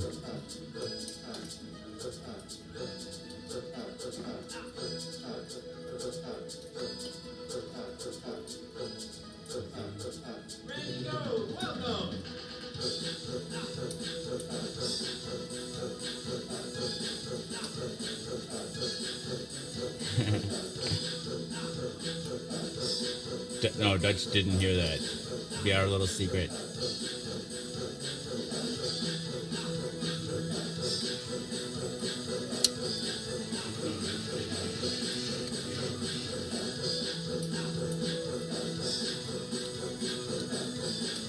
I'm still so excited Dutch knows that boat. I didn't dream it. I didn't dream it. It wasn't like a withdrawal fever dream. I didn't dream it. I didn't dream it. It wasn't Communion brings us together. This communal activity. Nice. Dutch, what else do you remember about the boat? It's been so long. What? communion brings us together. Communal activity. There's pink panties, weren't there? There's pink panties. What else do you remember about the boat? It's been so long. What do you He didn't notice though. I think panties? Weren't they he was pink panties? he was looking at, he just stuck looking at this beautiful face. He doesn't see anything else. He didn't notice. He was distracted. He was looking at us. Hey Brian. Stuck looking at this beautiful face. He didn't see anything else. Hey Brian. Were there penises in there anywhere?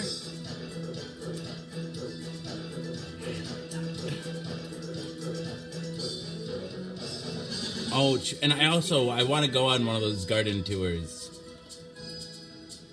Because the hotel I stayed at, the Swiss Hotel, Oh, and I want to go the on Swiss Hotel. because the hotel I stayed at, the Swiss Hotel. And its courtyard was gutted, right? It wasn't like. But can you imagine? I bet you there's houses on that tour that have been in private hands the whole time by rich people, carefully cultivated gardens for 600 years. And like they could, like if you wanted to, like in a courtyard like that, you could build upwards in your garden and like multi-leveled secret garden shit that's 600 years. You can find 600-year-old treasures in secret gardens. Multi-level secret garden shit. I can just, I just wanted to go and look through all there. I just want to, man.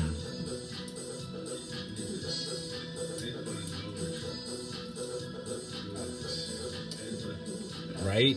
Well, they're famous for their tulips or something, right? No. The tulips? Oh, I think we walked by the sex museum, I think, and we walked by the torture museum, I think, too. I think we walked by the sex museum, I think, and we walked by the torture museum, But just imagine. Yeah. Yeah, what's better than roses on a piano? Tulips on an organ? Yeah. Yeah, what's better than roses on a piano? Tulips on an organ? Right? Just think all the hidden shit that must be there that people have forgotten about. Right? Right? Just think all the hidden shit that must be there that people have forgotten about.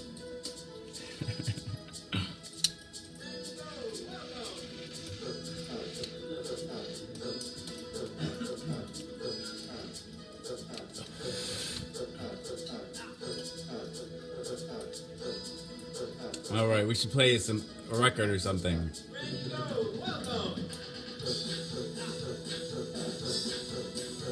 Amsterdam.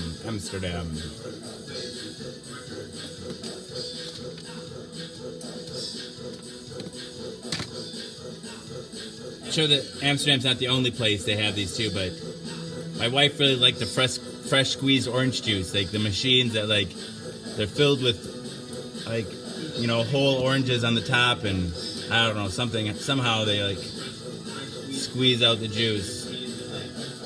Filled with whole oranges on the top, and I don't know, something. I'm not on a Zelda game. Squeeze out the juice. Are you sure?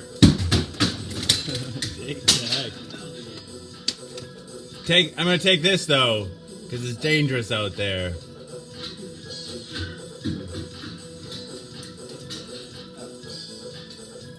I'm gonna take this though. It's dangerous out there. All right.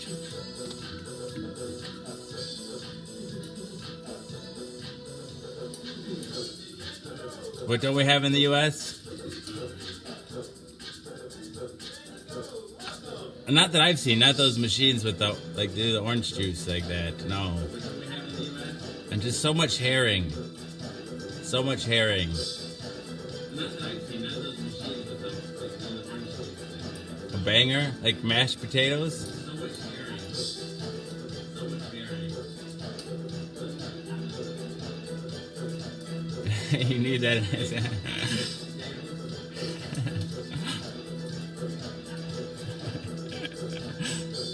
Mwah, I love you too. There's so much herring. My parents liked herring a lot in the jar. They would have loved So much herring. Amsterdam herring. I would refuse to try it. My parents like herring a lot. I wouldn't eat it even when I was a kid. I don't know if I've ever tried it. Just look at it. It's so gross. Pickled fish.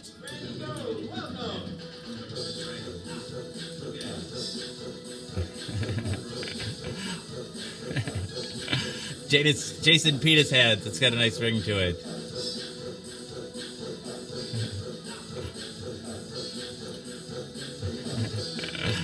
Deborah Reed. Over the top.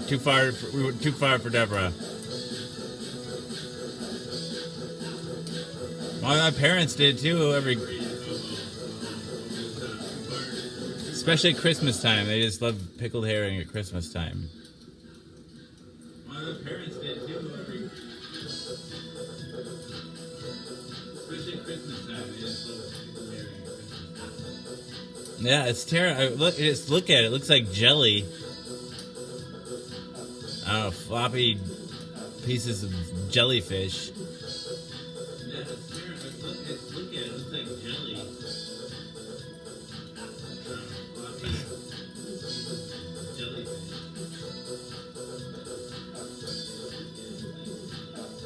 I wish my parents were there for that, though. I'm like, oh, they would like this. That was like a year after they died, right? I wish my parents were there for that. 2 years after my dad had died, a year after. That was like a year after they died. When we were there. 2 years after. I doubt, they're probably all taken down by now, Dutch, but... let's see. I doubt, they're probably all taken down by now.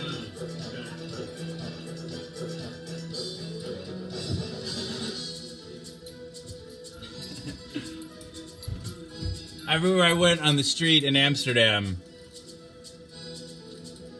I put these up. It was 2008, September 2008, so just a couple months before Obama was elected. So I I peppered your city Put these up. with 2008, with these September 2008. stickers. A couple months before Obama was elected, so. Good morning, Jackie. City. Good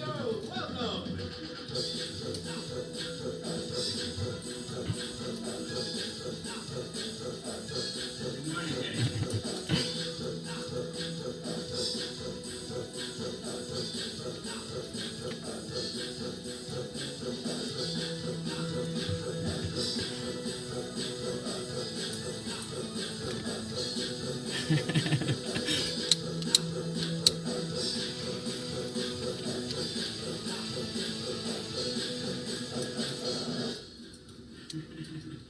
They're hardy stickers, but I doubt they'd still be there this long. The ones in my shower are still up, though. They're hardy stickers. We pretty much just listened to this, Brandy. Oh, wait, you could listen to some records. You know, I got some like classical music and stuff on there, but this is the theme song of the show, though. But it is time for a record. Let's dance. We got some like classical music and stuff on there. Look especially around the Swiss Hotel if you're in the area. That I think walking around the Swiss Hotel, I think probably around that area. I don't know. Around the Swiss Hotel. By the train station, maybe by the zoo. Witch hunt, or not witch hunt, scavenger hunt.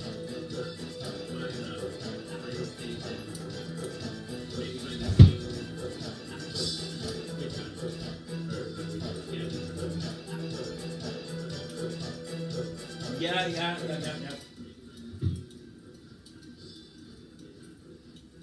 Let's see. I don't know who they're by.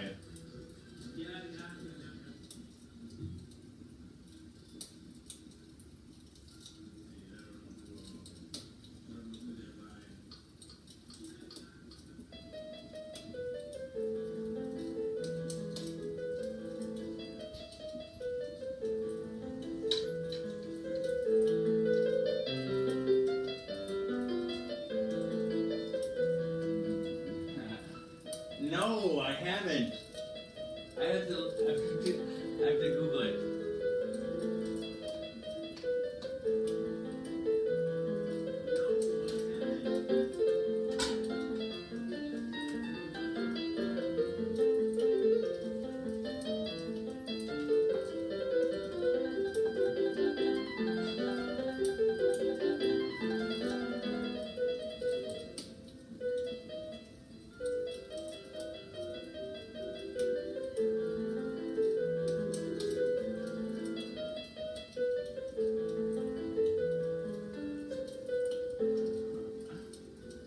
Oh, Brittany, I love you.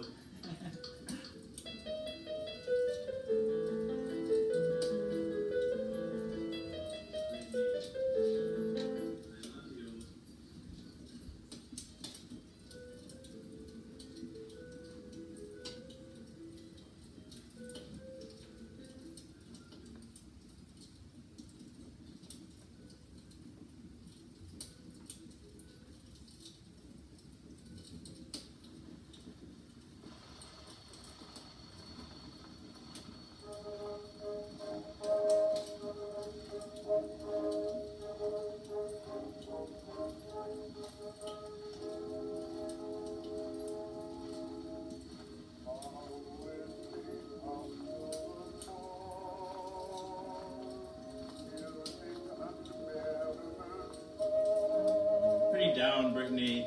I've been pretty down, but I'm okay.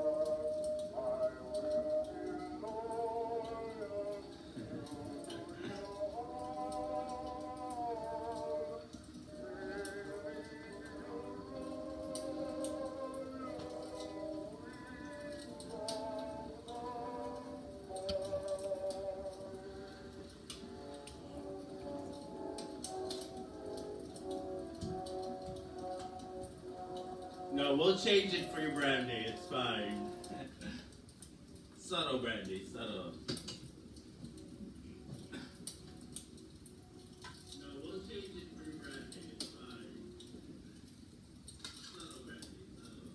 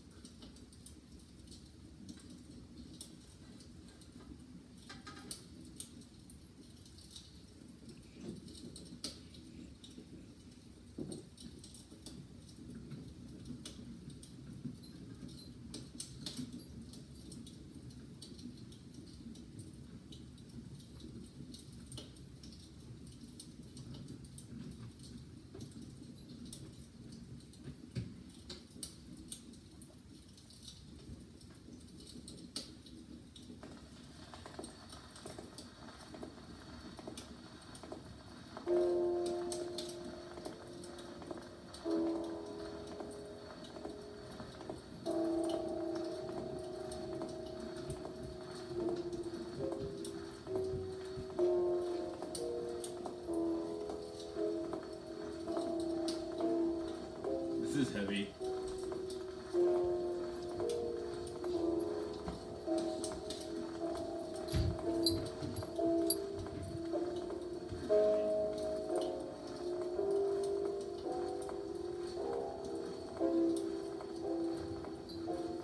Hi.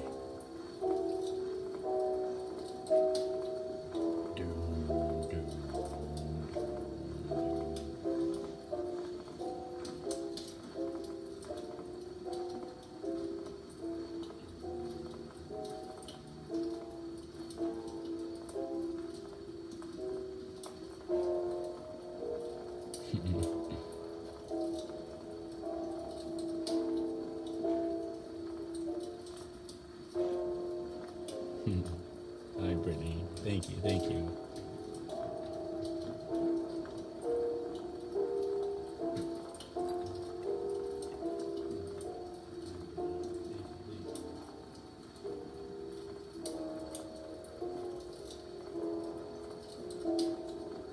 Hi, real Casey.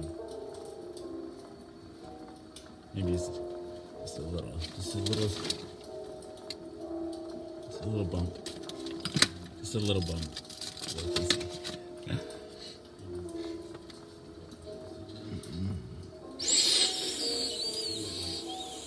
Thank you.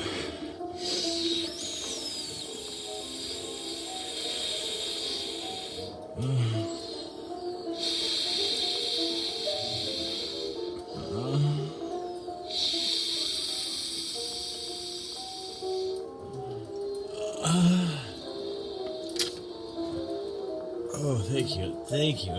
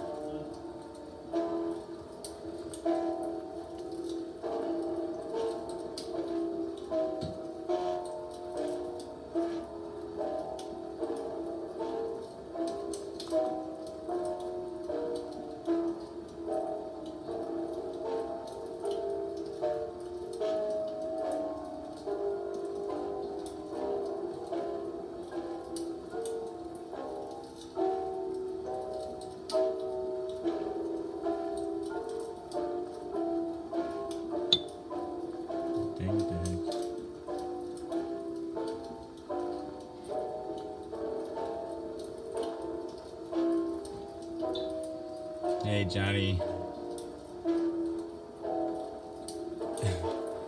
Banana. You want to peel it? You want to peel it? That's what I'm hearing. Hey, Laura.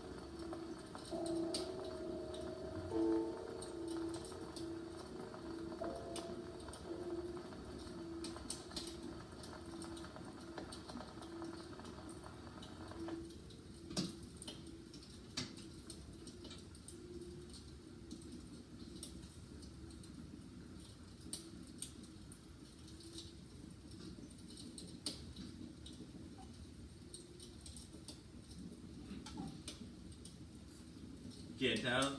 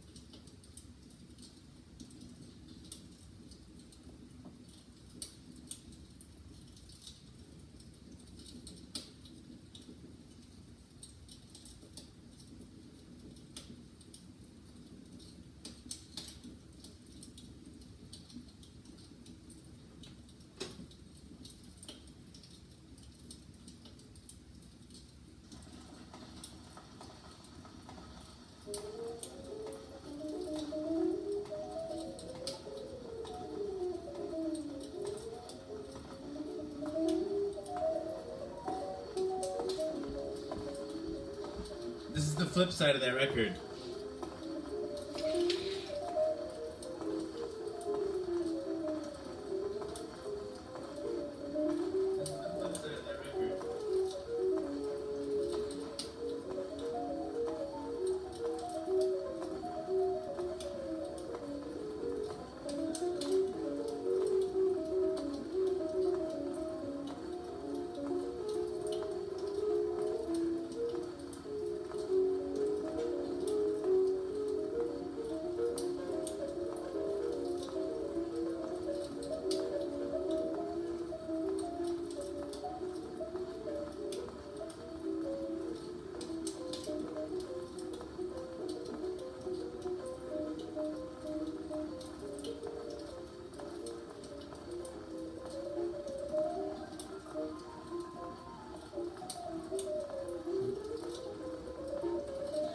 I'm right here.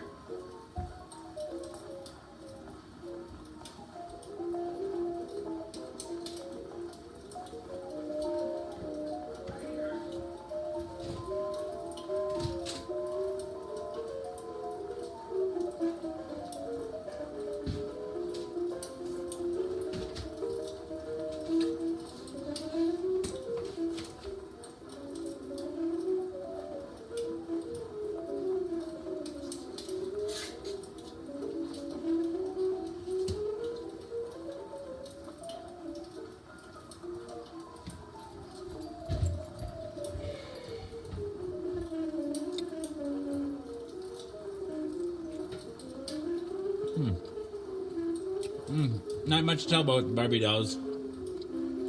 I got them at Farm and Fleet. I got one of the 1950 Barbies from my sister. But they're from the world's smallest toys. World's smallest. You know, they re-released toys from my sister. But they're from the world's smallest toys. World's smallest. You know, they re-released toys.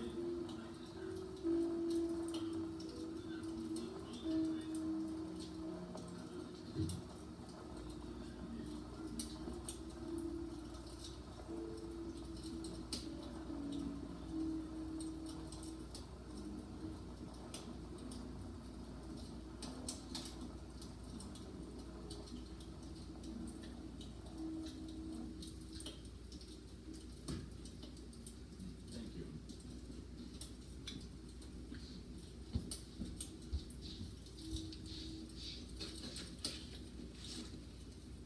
You collect Barbies? Is that it, Brittany?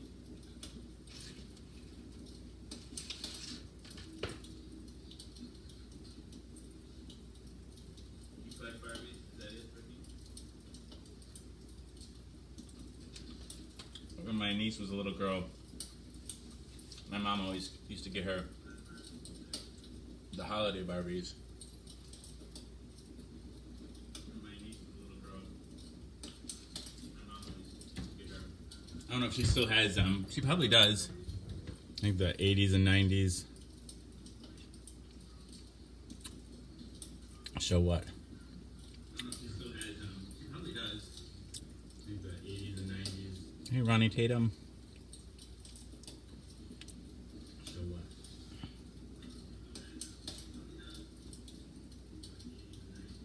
Hey, Ronnie Tatum.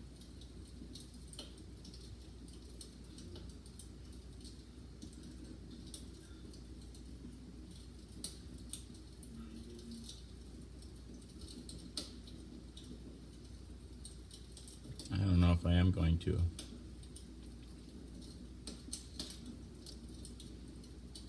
I was just thinking about. Yeah, a nap sounds good.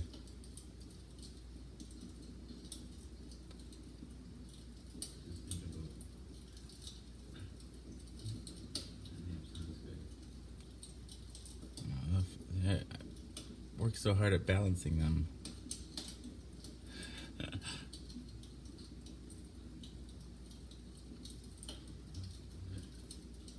So hard at balancing them.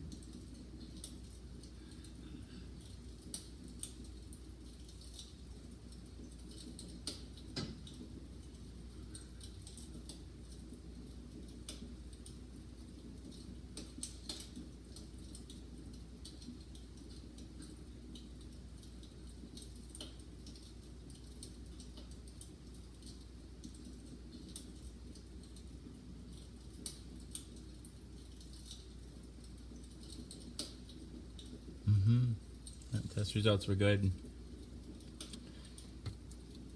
He went to go do morning wood. Results were good. Yep, undetectable. He went to go do morning wood. Oh, shucks. Who, me? Undetectable. What's he eating? What's he eating?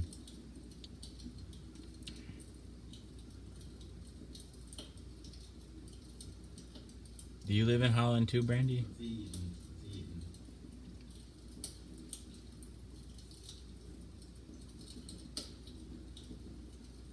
you live in Holland too, Brandy?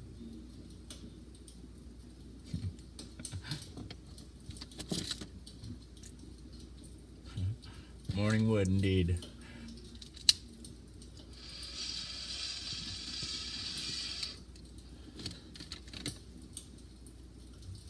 Morning wood, indeed.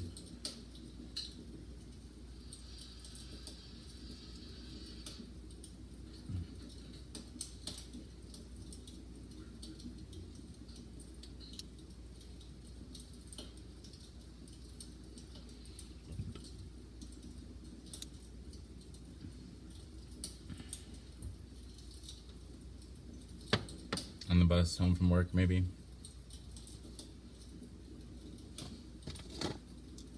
Moss Man's still here. I had this Moss Man. On the bus home from work, maybe. Somebody needs to give Moss Man some head. That still here. Nice. Nice.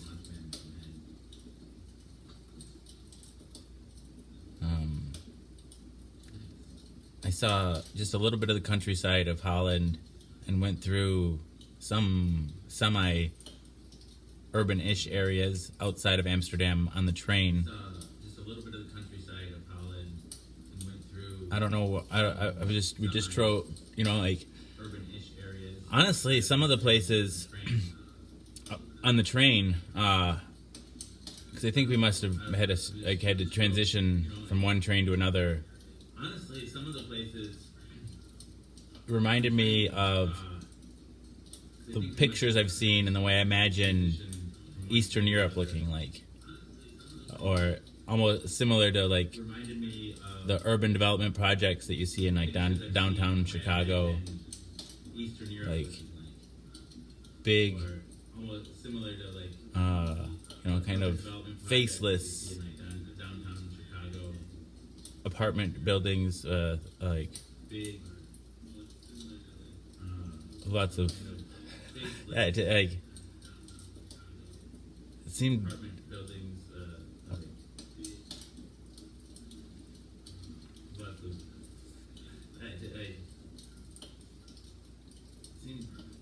seemed kind of like, and there's like the one place where we stopped, it was like there was no other people except for this one really.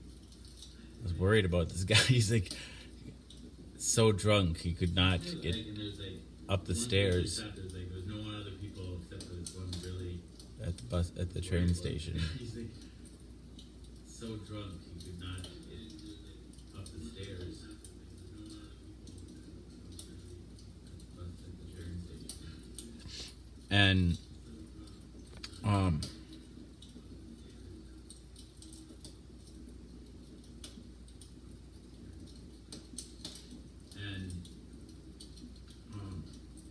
yeah, my kids take the bus. They do.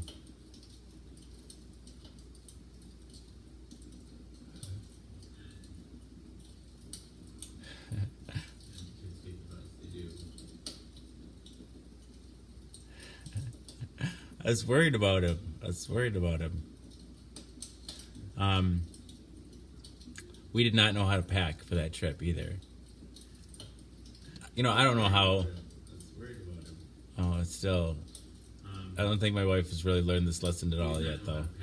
I don't know how. But like some people like backpack through Europe. They just take a backpack My wife and has just. really learned this lesson and all that, but, We had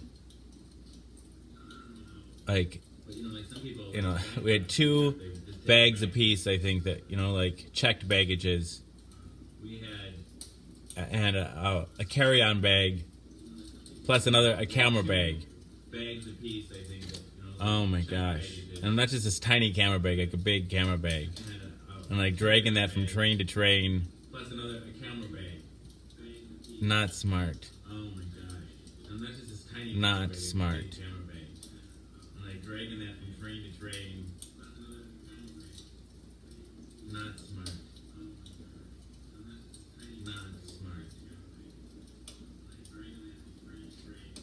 Yeah, I felt like like one of those housing development areas is exactly where you get dragged, like abandoned housing development, where you get dragged to Yeah, be in a I feel movie like Hostel. Yeah, like one of those housing development areas is exactly where you get dragged, like abandoned housing development, where you get dragged to be in a movie like Hostel.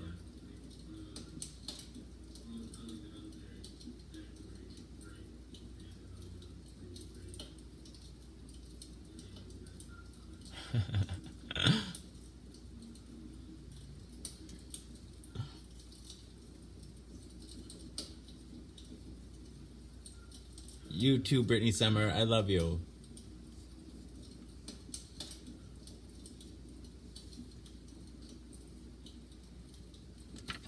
You too, Brittany Summer. I love you.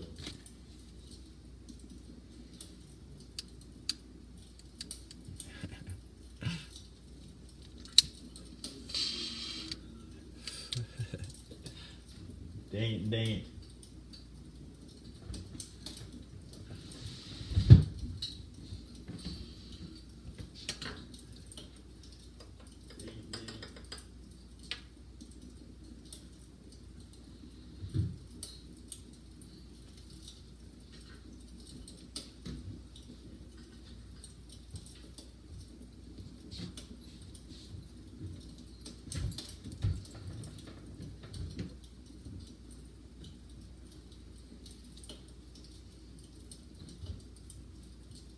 I missed 420. Forgot to set the alarm.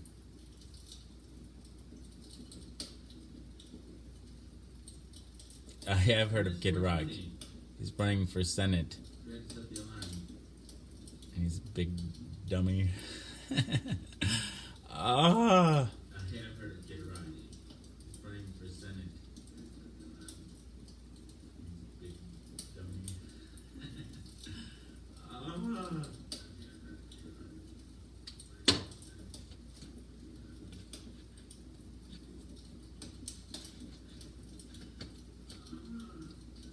He'll probably win because, you know, like,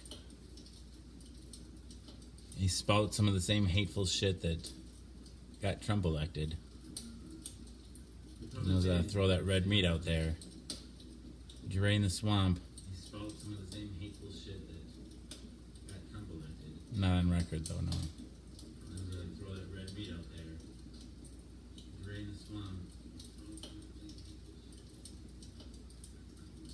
Not on record.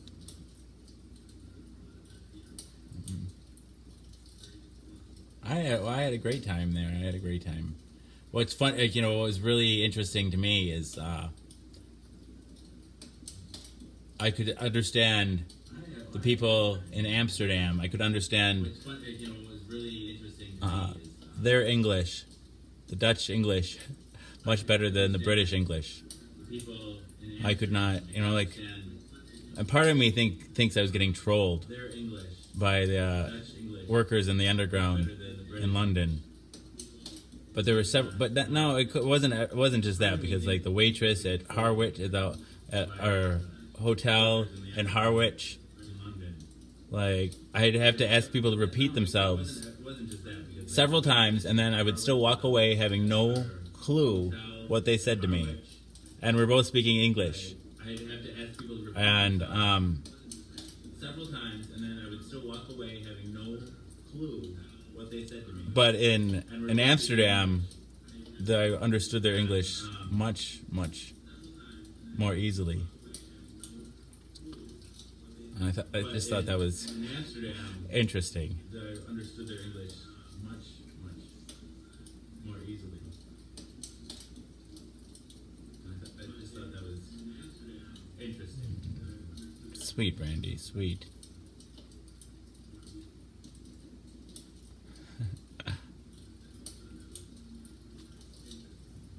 Yeah, like I didn't have any problems understanding the people, you know, the hotels and restaurants in Amsterdam, but Yeah, like I didn't have any problems understanding the people, you know, the and you know, I'm a, you know, I restaurants and I would expect that of my wife, because my wife had this, but you know, like, because we watch, you know, she's not a fan of British television, and you know, often when she watches it, I'll have, you know, I will translate the English for her, right? she's not a fan of British You know, and television you know, I've always been a big fan of Monty Python, and like, watches it, I'll have, you know, I don't know, on PBS, the English, like right? Keeping Up Appearances, and You know, I've always been a big fan Mr. of Bean, Monty Python, and, you know, like I like British comedy, on PBS, like keeping up and appearances. thought I had a pretty good grasp of I like British picking up comedy. the accent, but no, when I was there, it was just And thought Cockney, I think.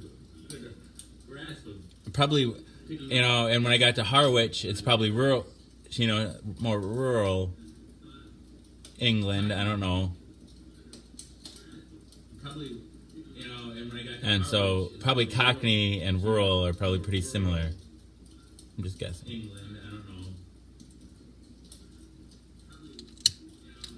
And so probably Cockney and rural are probably pretty similar.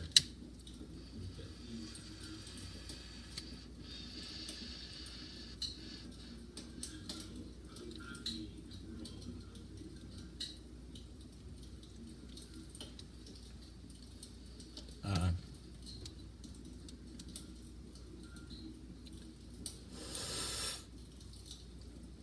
whatever it is, it's not right now, Donna. Whatever it is,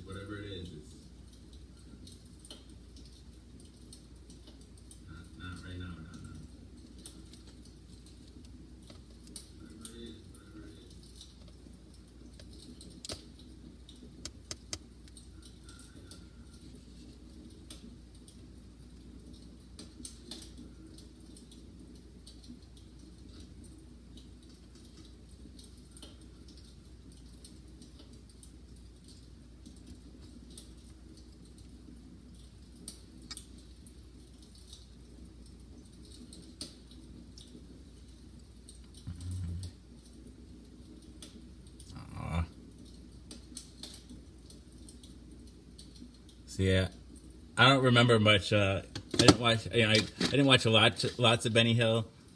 Just I remember the music more and like Yeah. just girls running around. I didn't watch a lot In bikinis. lots of Benny Hill.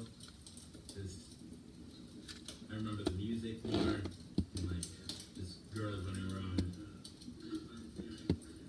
bikinis. Benny Hill sort of reminds me of the guy from RoboCop. I'd buy that for $1. That Benny guy. Hill sort of reminds me of the guy from RoboCop. I'd buy that for $1. That guy.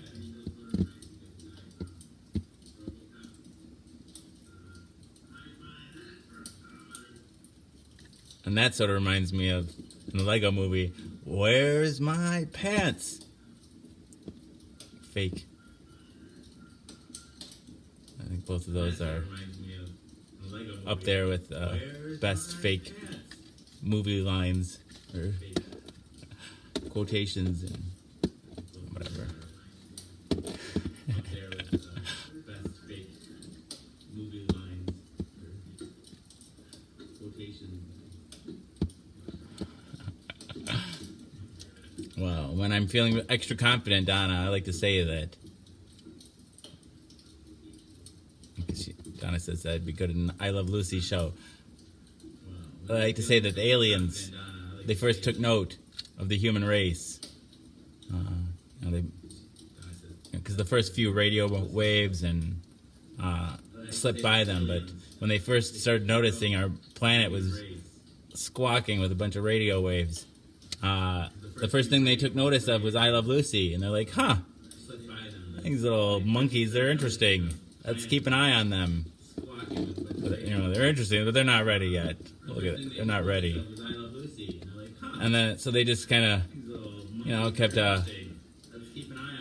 an eye, but nothing really caught their interest until Jason is a social scientist. So now we can prepare to. Now we can prepare for first contact. Kept an eye, but nothing really caught their interest until Jason is a social scientist. Now we can prepare to. Now we can prepare for first contact. All right, they're ready now. What records do I have? I don't know. Some of my favorites are, I like the Dirty Dozens. I don't know. It's like a bunch of random crap. I don't know. What records do I have? I don't know. Some of my favorites are. Roseanne was always a good show like the too. Dirty That's a good one. Dozens. No, there's a bunch of.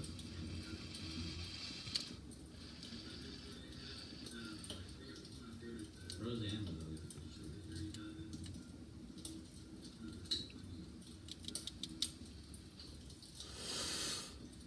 Elf. I liked Elf.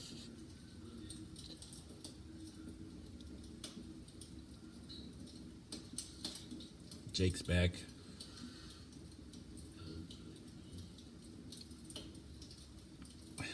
Are you? Jake's back. I think if for the zombie apocalypse, I'd probably head to the nearest Amazon Are you? distribution center. That's where I'd head. For the zombie apocalypse, probably head to the nearest Amazon distribution center. That's where I'd head.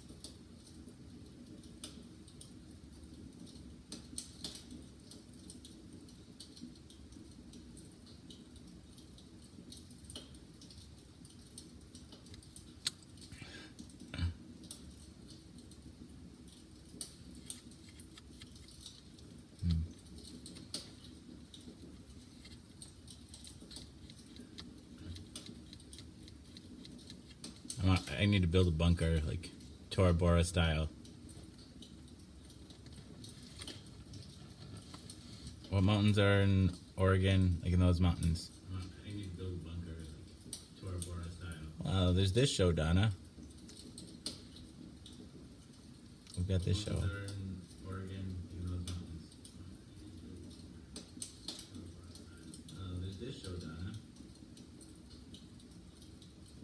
We've got this show.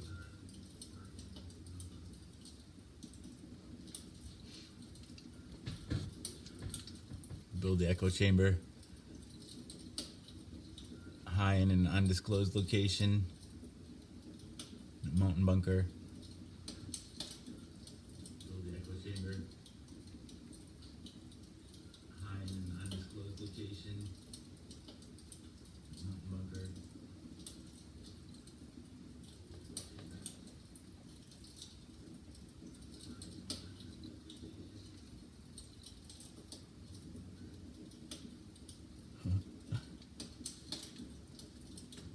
Oh, shucks, Donna.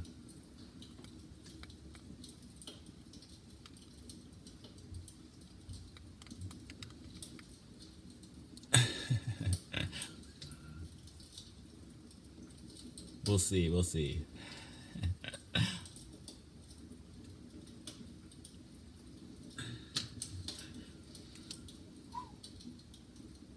We'll see, we'll see.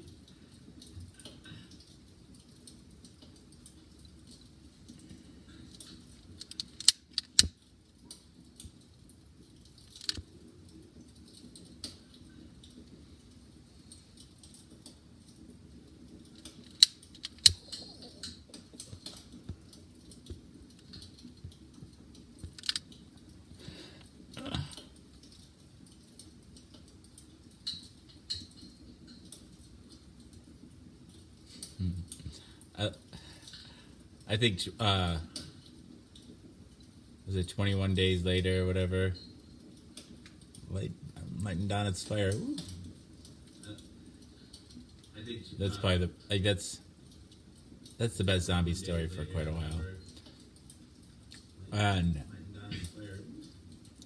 whatchamacallit, The Walking Dead, they totally ripped off the beginning, like the season premiere of Walking Dead, and the comic books too. Like both of them come after their 21 days later, that ripped off the beginning, or 28 days later. premiere of Walking Dead, and the comic books too. Like both of them come after their 21 days later. That 28 days later.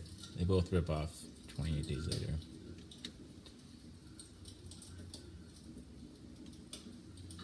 Yeah, yep. Both rip off. Remember, because there's the sequel's 28 months later. And has the guy from Train Spotting in it. Remember, to the sequel's 28 months later.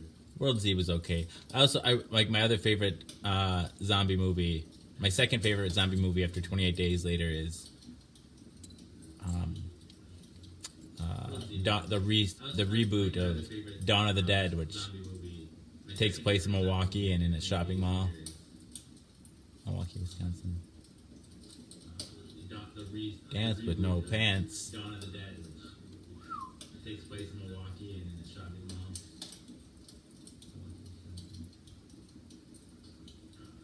Dance with no pants.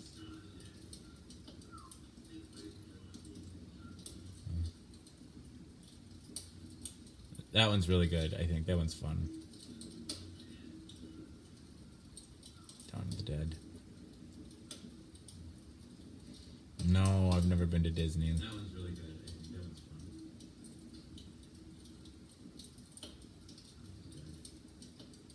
Just, like, No, Like, I've never been to Disney. I was happy with The Walking Dead for a minute when I thought, whatchamacallit, I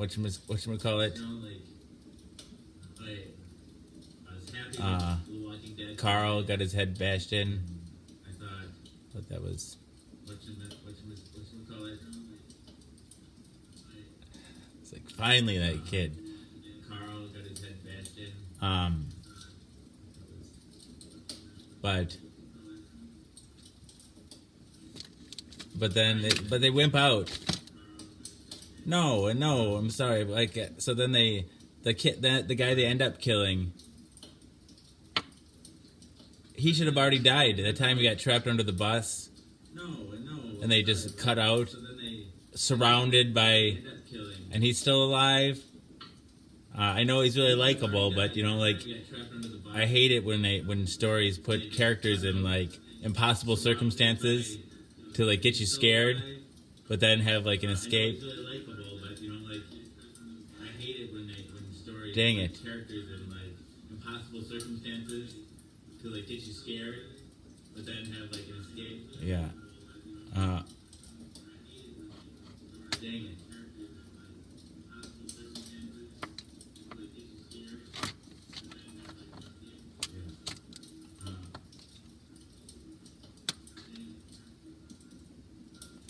Yeah, just too many close calls. Too many close calls. A lot of shows suffer from that. Too many close calls for drama's sake. Just too many close calls. Too many close calls. A lot of You know, shows like, suffer from that. I respect it when, you know, like, it hurts to lose it. Like, but, you know, like, if you're going to put a character in danger, kill them. You know, like, kill them. I respect Make it hurt. You know, like, Betray your audience. it hurts to lose it, like, but you know, like, Have them put a character in invest danger, lots of time in characters and then kill them off. kill them. Make it hurt. Betray your audience. Have them invest lots of time in characters and then kill them off.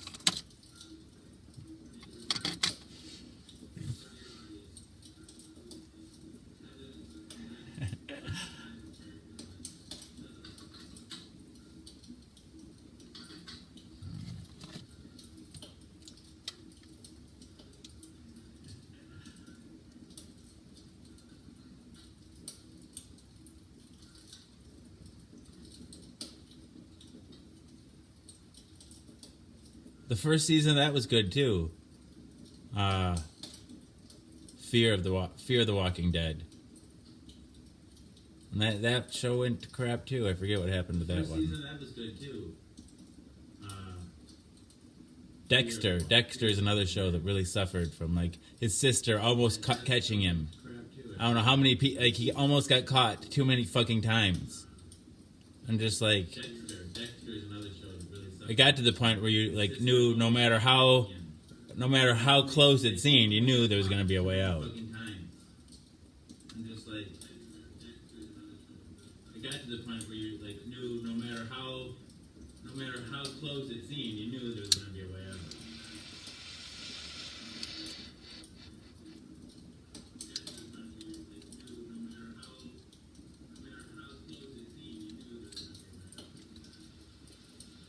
Game of Thrones did a good job. Like, he's good. Like, that George R. R. Martin or whatever, he does a good job of.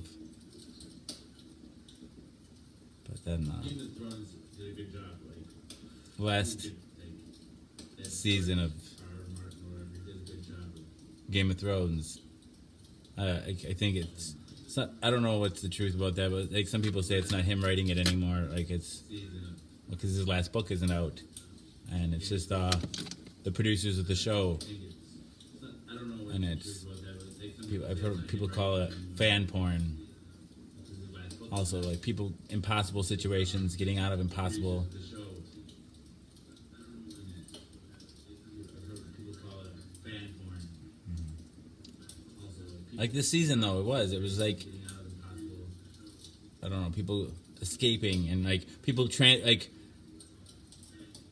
you know, it would take several episodes for people to get from the wall to the, you know, like whatever, to, you know, like, and all of a sudden You know, you can be there just at the brink of time, episodes right, to save somebody's life. all to the, So lucky. you know, like whatever, to, you know, like, and all of a sudden you can be there just at the brink of time, right, to save somebody's life. Or there's it's just an incongruency in time because like, you know, character just to further the story and to make it interesting, you throw characters together that wouldn't normally belong together because, oh, wouldn't it be cool to see them together? Just to further the story. And you're like, make it I don't know.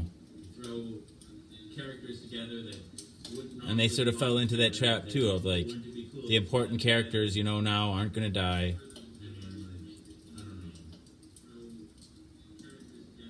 I haven't watched that. And they sort of fell into Not that bad. trap too of like, the important characters, you know, now aren't going to 6 Feet Under is really good. I think that's a really good series. Westworld was really good. Westworld was super good. I think I like that better than even Game of Thrones, and it's one of my favorites. Westworld was really good. Westworld was super good. I think I like that better than even Game of Thrones.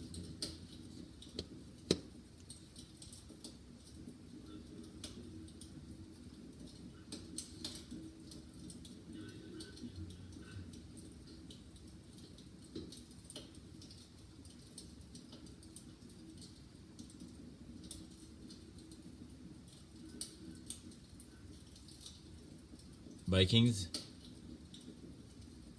I'll have to check it out.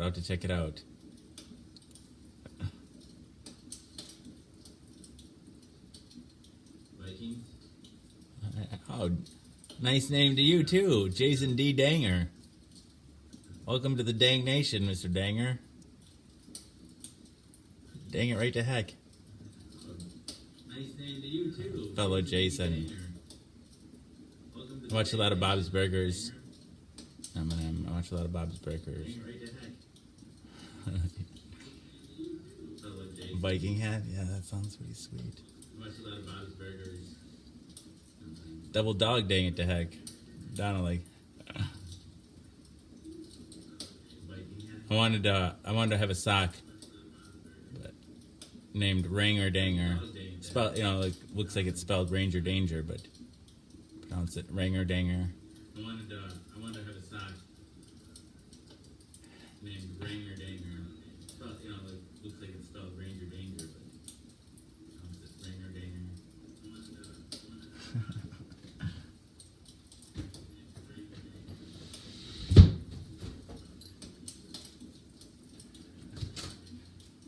Oh my goodness. Oh, I don't like the History Channel so much. Well, all those channels like turned into bullshit. I don't know if History Channel is one of them. I think Rupert Murdoch definitely bought National Geographic, but they're all turning to just like reality.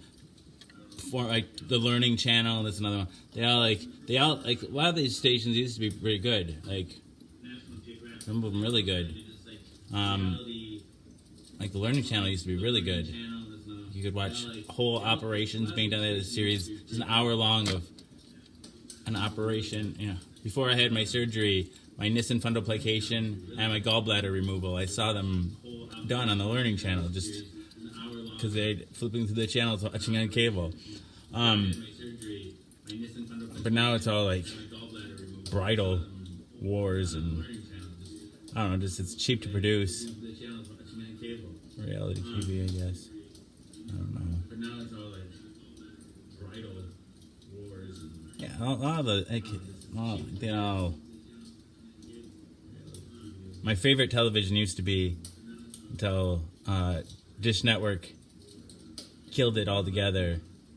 you know, But when I first moved into the house in 2006, my favorite television used to be we got Dish Network, and they had Boom HD channels, which is it all together. 15 channels Moved into the house in in total. They were Dish Network bought them.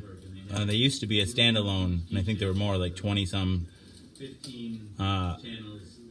They were the first. I think in the 90s. I remember when they came out, like commercials for it, the first all HD Standalone. I think there were more like satellite network. they were the first.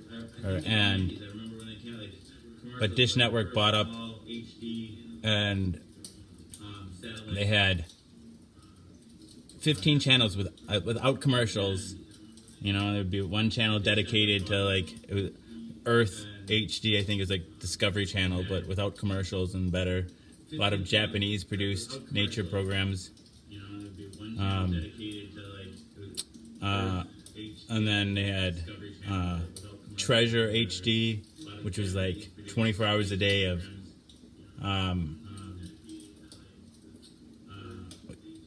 Antiques Roadshow, sort of. Treasure HD. You know, just like cool collectibles, and Gallery HD, which was Antiques Roadshow. like an art education, You know, just like cool collectibles. without commercials.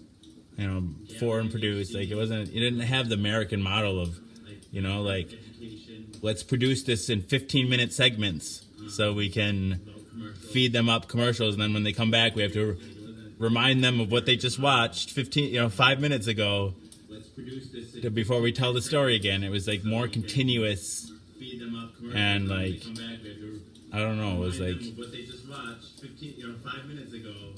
meant to tell a story, not meant to sell you something. More continuous, And and like I don't know, it was like yeah, so like Gallery HD, they would have a whole hour focused on a particular painting, a whole hour focused on a particular gallery, a whole hour focused on a particular artist. yeah. So like Gallery HD, they would have a whole And hour focused on a particular painting, a whole hour focused on Brian a Sewell's gallery, a whole The hour Grand Tour was a really good artist. um, And series. It was like 8 parts, hour long, about, you know, like, and it reenacted like what young men, like 16-year-old boys in the 18th century would they would their tours in Europe, like the aristocrats, they would venture off and travel to France and Italy, and based on their diaries, like like I don't know, he's like vaguely homoerotic, like this old professor dude, kind of like, I don't know, just like, I don't know, he just like showed you the seedy underbelly of the Grand Tour. It was I don't know, professor dude, kind of like I don't know, just like really smart, you know, like showed you the seedy underbelly of the Grand Tour. so. I don't know. And then they had Really smart. Kung Fu HD.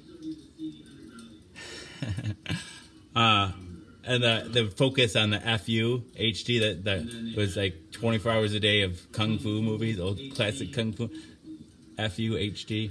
Monster HD. The focus on FU HD that was Monster HD was Kung Fu movies, old classic Kung Fu. HD. Monster HD. like 24 hours a day of unedited, uncensored horror movies like Friday the 13th and right, Jake? It was Like 24 hours a day. I'm a big fan of Antiques Roadshow for sure. Horror movies like Friday the 13th. But like I won on the Treasure HD, they had a whole hour on Fabergé eggs. You know, all in glorious high definition, right? It was just Fabergé eggs like were produced for Russian royalty, the czars, on Fabergé eggs. before they fell in the the Russian Revolution, and you know, for centuries, I think Royalty, the czar. these eggs were I forget which was the jeweler that made them, but like just these intricate moving parts and You know, for centuries, I think these eggs were. and Rush HD. Jeweler that made them, but like intricate moving Nice, parts. Jake. Good stuff, right? Rush HD, I think, was the sports channel. Oh, fun, Donna. I didn't know that. That's cool. Good stuff, right? I think that was the sports one. Sports. I saw a lot of kickboxing and stuff. Oh, that was like, you know, that was gruesome. Like people would be unconscious before they hit the ground. Like I think that was the sports one. I saw a lot of kickboxing. chickens coming out of the Oh, that was right out of the gruesome. People were unconscious before. out of the Fabergé eggs. They did. Little baby chickens did come out of there. That were some of them with like bird cages inside with like birds that move and chirp. I don't even know. Like some of them really whimsical. Fabergé eggs, they did. little baby with chickens Easter out eggs there, what inside of them, but, you know, like little hidden parts and like birds that move and chirp. I don't know, like really whimsical with Easter eggs inside of them, but you know, like little hidden parts and. But yeah, so like none of that was, I was all commercial free. I would just like, so like, and Dish even went against their contract and killed Voom. I was all commercial free. I would just like, so like, Man, and Dish even went against their contract and killed I loved those stations though. Boom. I lived for watching those.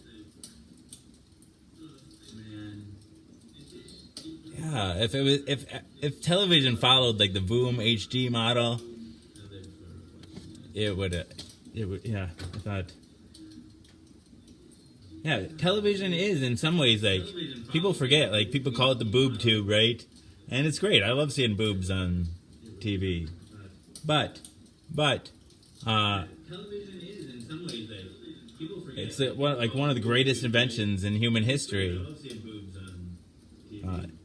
You know, like back in the days of that Grand Tour, the aristocrats, they like Like one of the greatest inventions in human history. you know, they'd have they go to see the sights that I saw just sitting on my ass lying on the couch. You know, They'd have to risk life and limb, and and there's certain value to going out and experiencing the world too. But I guess my point is, no matter who you are, like most people have access to television, right? And like experiencing the world too. But well, in the TV show Sense8, no matter who you are, like one of the characters was talking to the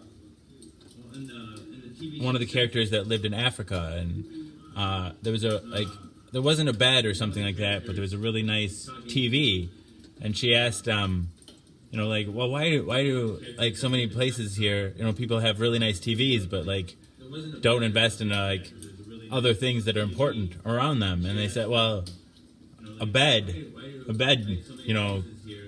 keeps you here. A bed just is like something that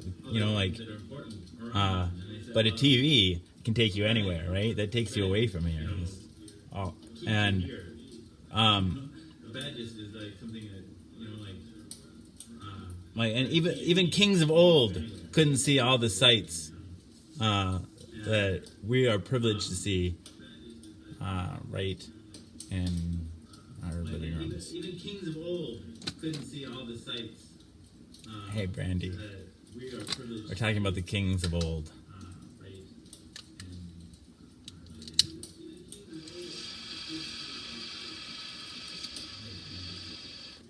We're talking about the kings of old. Good night, Donna.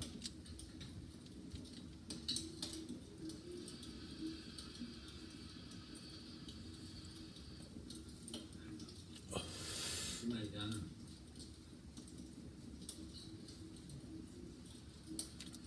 It's a way to escape reality. It's a way to see reality in a different way.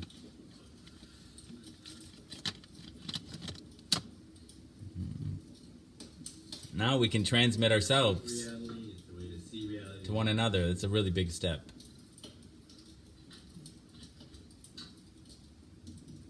It will change Transmit ourselves.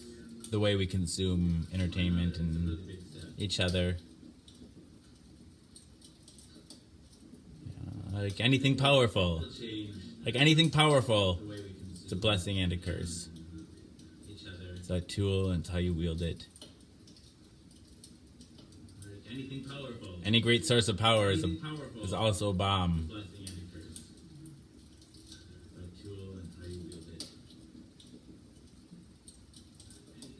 I see that, Goad. Good to see you. It's also a bomb.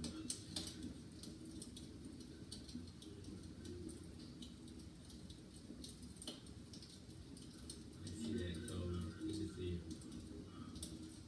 When are we gonna build those space elevators? Dang it to heck! I need me a space elevator. When are we gonna build those space elevators?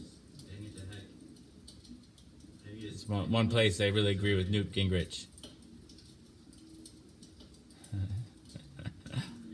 Probably could see. I could see that some places, Laura. Dang it, dang it. Probably could see. I can see that. I don't know what that means even. Dang it.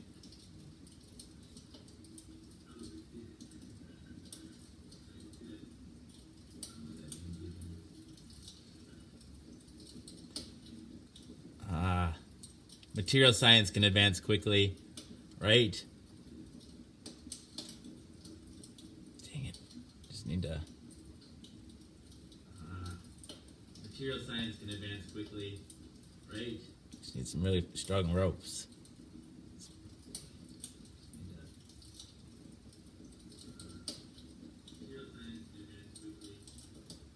I'm jealous, Brian. I'm jealous. I think... Whoa. I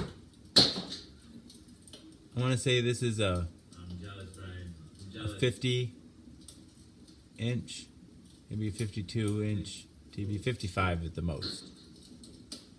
We got this in 2006. It's I don't know, but the TVs now are like, you know, like, imagine the TV would be up here, I don't know, brighter, the blacks would be blacker. OLED, is it OLED too? That's like organic light emitting diodes. Well, the LED TVs, like because this is a, what is this? This is an LCD TV, and so this one has little crystals that, right? That either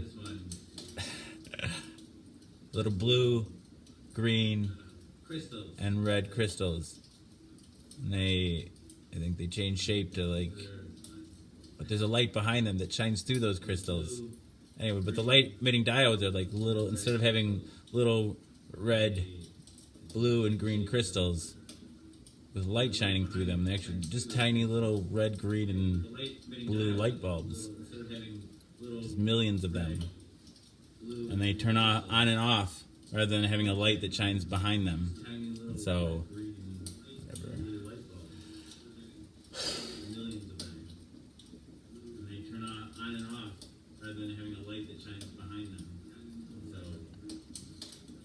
It's only 3 a.m.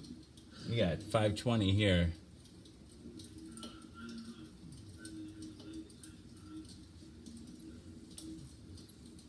Only 3 a.m. We got 5:20 here.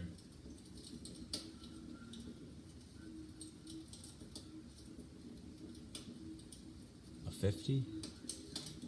Ah, a 50-inch TV. Yeah. Yeah, they when I go to Costco or whatever, I see like 65, 70-inch TVs.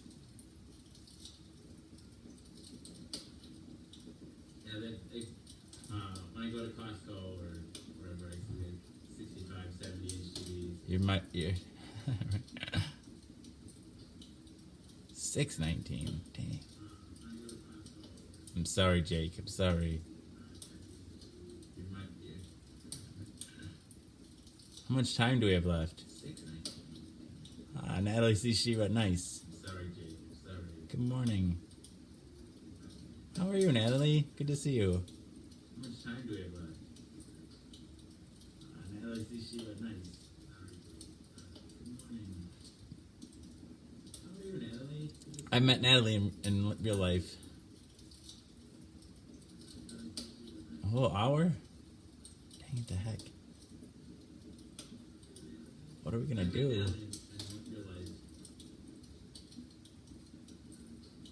whole hour?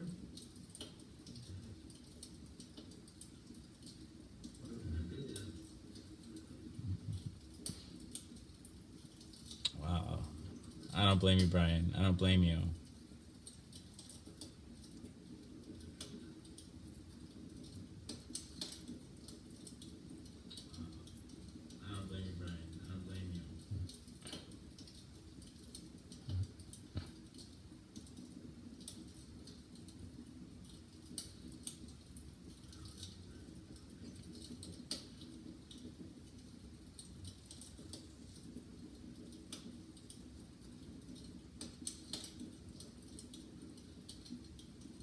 Doesn't have time for what?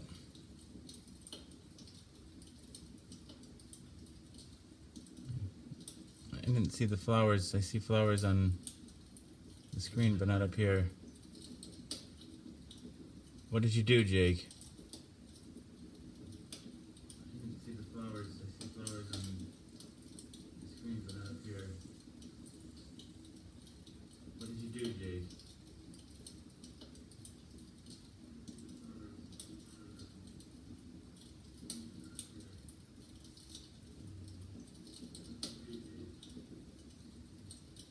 It's exciting.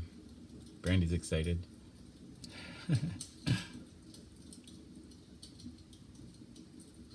I shaved. Oh, that's not so bad. Brandy's excited. Picture looks cute. I shaved. Oh, that's not so bad. Picture looks cute.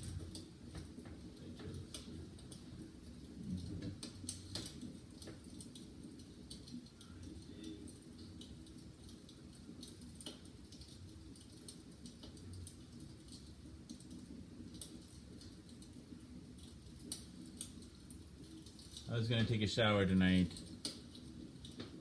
but I didn't. Maybe I'll take a shower during the day today. I was gonna take a shower tonight. 5 inches, dang. I didn't. That's way longer than mine. Maybe I'll have to take a shower during the day today. 5 inches, dang. Way longer than mine. We're out of time here.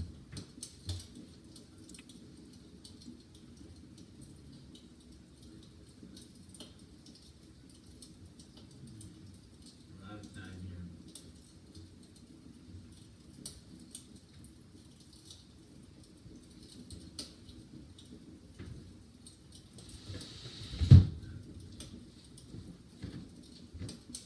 No, Laura. Wow. Everybody's doing self-care. No, Laura. No. Take one what?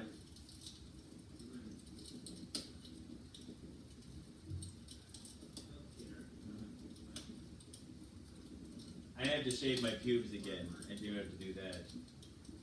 Or trim that. I take clippers to my pubes. I put it in the shortest hair guard in there, and then.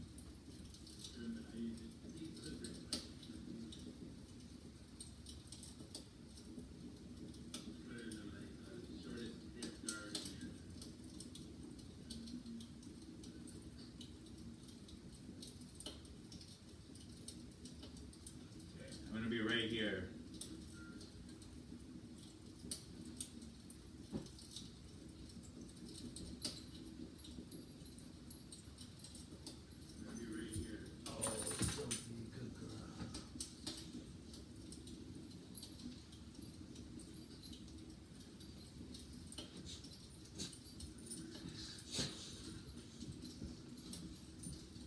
Lay down. Lay down. Lay down. Lay down. Come here.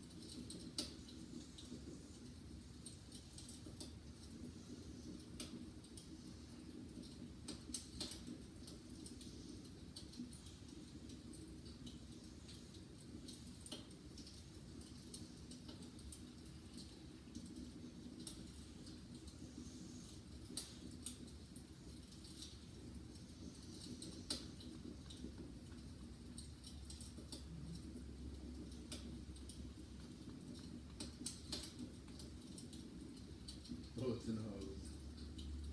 Boats and hoes. Boats and hoes.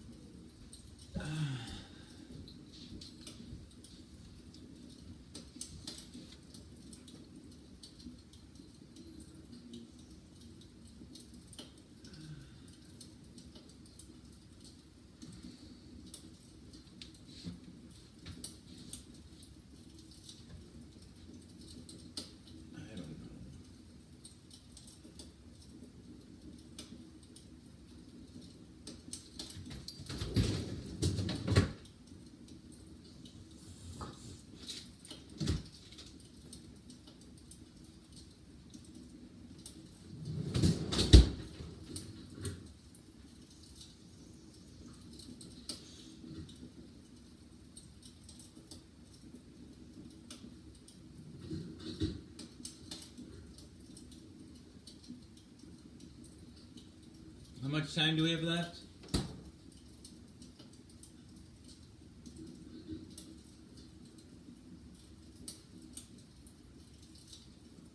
How much time do we have left?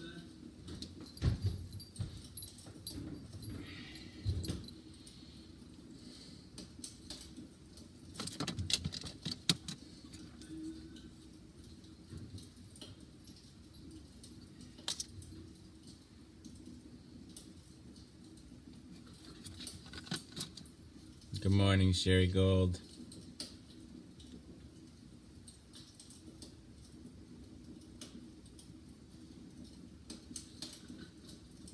Good morning, Sherry Gold. She's a sweetie. Oh, let's listen to this song again.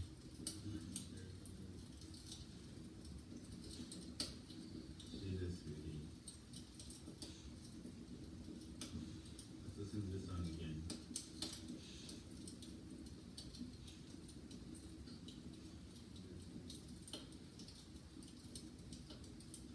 Hey, Kimberly Austin.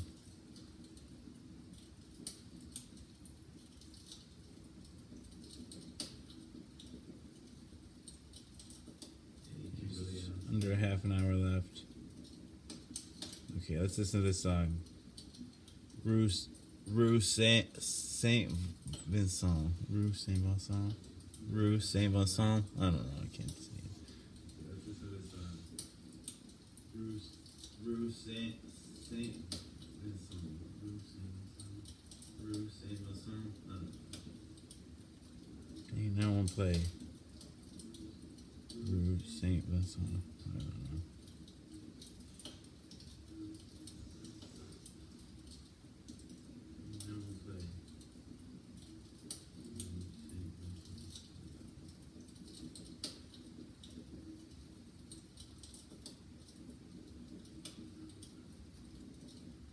Steak is steak, truffs, ribs is steak.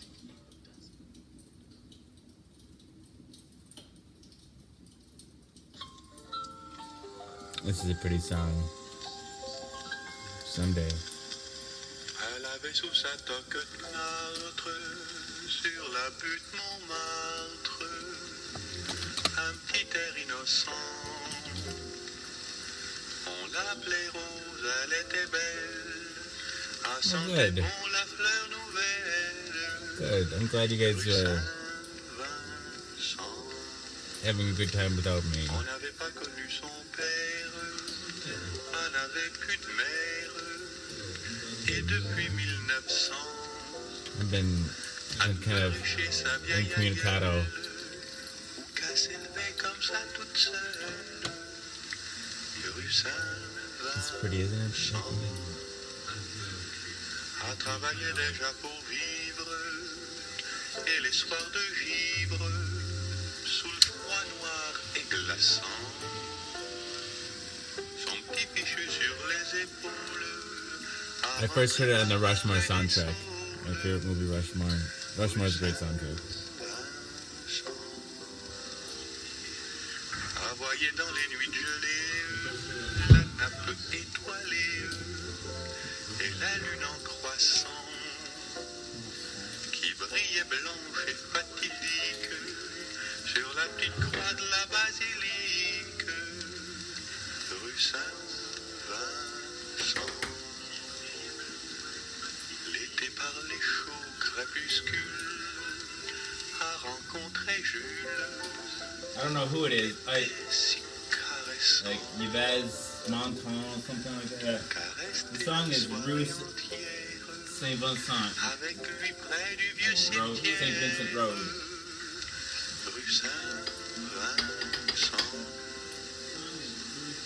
Mais le petit Jules était de la tierce qui soutient la Gerce, aussi l'adolescent. Voyant qu'elle ne marchait pas au ventre, d'un coup de surin lui trouva le ventre, I haven't been lately. rue Saint-Vincent.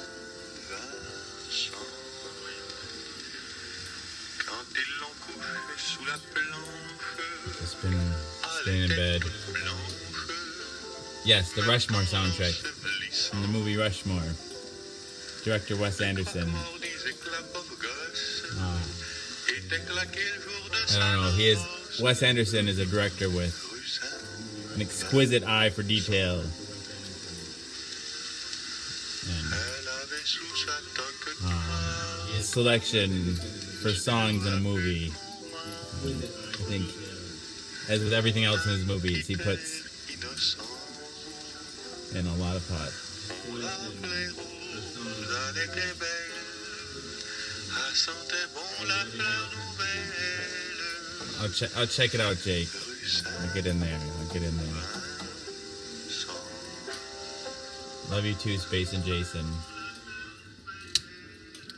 I'll check it out, Jake. I'll get in there. Love you too, Space and Jason.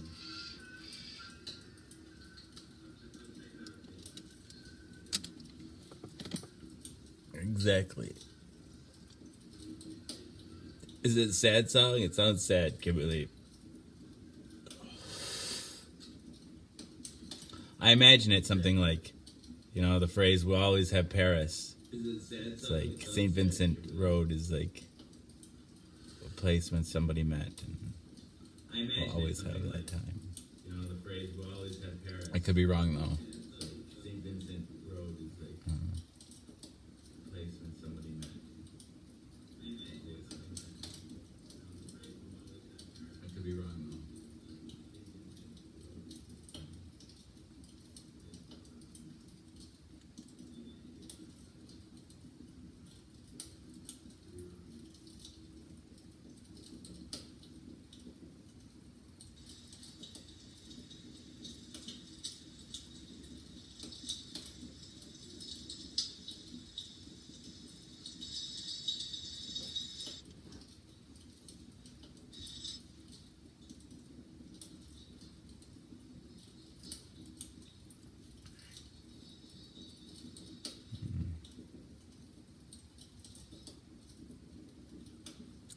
I haven't listened to the Grateful Dead a lot. I haven't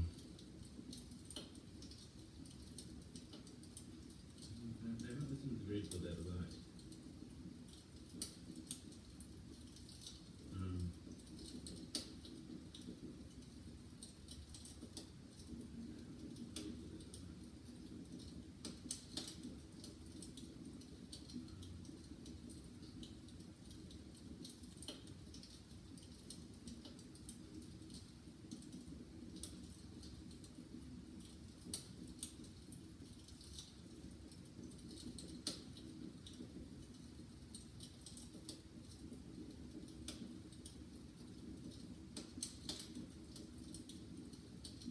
Mark Mothersbaugh does a lot of the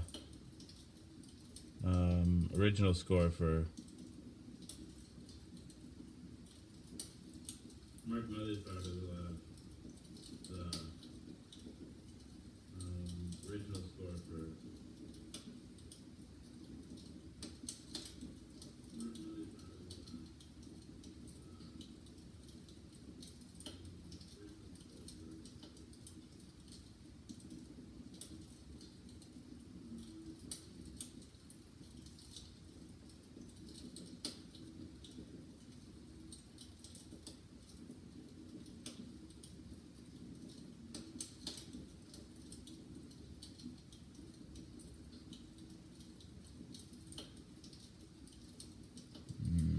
That makes sense.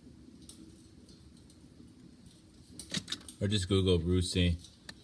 RUEST space VINCENT. Or just Google Ruesti. RUEST space VINCENT.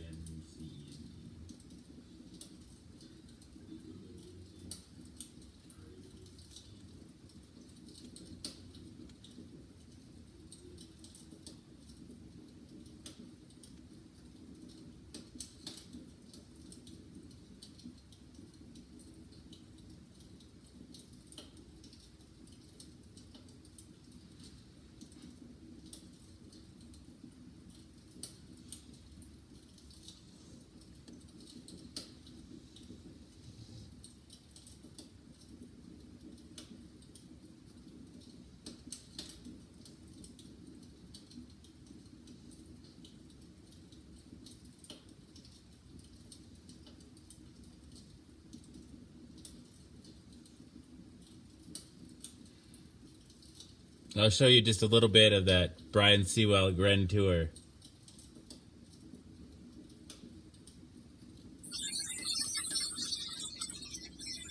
I'll show you just a little bit of that Brian Sewell Grand Tour.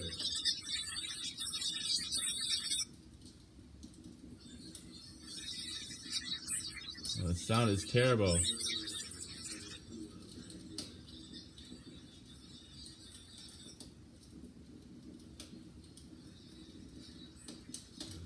I'm sure that the continuation of the species depends on it at all. I think whether it's chemistry or not, I don't know. But all you have to do to continue the species is fuck. It's as simple as that. I don't know if this is from that or not, but this is him. And the effectiveness of fucking in the most unpleasant of circumstances is demonstrated by what happened when the Russians invaded Germany in 1944-45. This isn't from that. Because they raped every woman they could find. And special arrangements had been made by the Germans to allow abortions. Now, if the abortions had not been allowed, the human race would have been multiplied by the consequences of mass rape, angry rape, military rape. But that rape is a congress which begets children. So it has nothing to do with continuing the human race. I don't quite know what it does have to do with, because I remember falling in love at the age of 14 with a boy in the Hitler Youth. And this is not quite as ridiculous as it seems, but where Brent Cross now is with its great shopping centre, used to be open fields, and every patch of open ground during the war was cultivated. Good morning, Tammy There had Surface. to be, things were grown on it, no matter how small. This must have been a piece of land of perhaps an acre, not more. It was encased in very high, rather loose mesh wire. You couldn't climb over it. His name is Brian Sewell. And German prisoners were working inside it. The Grand Tour. I highly recommend it. That's not this, but Schools in Hampstead and playing it's 8 hours of him Brian Sewell. and twice a week one had to cycle from touring Hampstead to Europe. Mill Hill to play Tour, highly cricket. recommend it. And Hours of cycled past and curious the first time the German prisoners arrived off my back.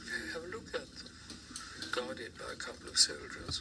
What is it? There's an animal in the background there. What is that? Very beautiful boy, about 16.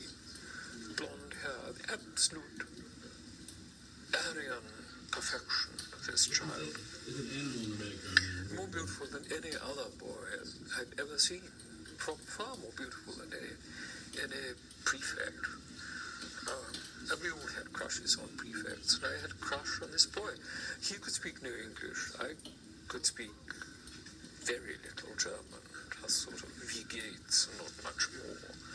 And every time I went to the hill and came back again, and they were there, we would just stand either side of the wire, touching each other, because there was nothing else to be done. You could just touch through the wire. And I was besotted with him. I've never forgotten it. It was my first great emotional experience.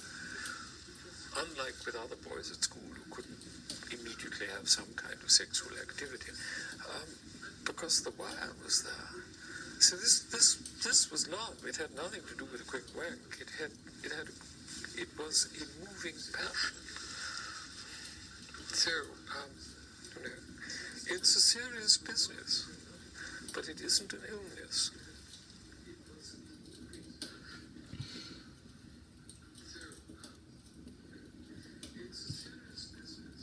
Falling in love, I think he's talking about.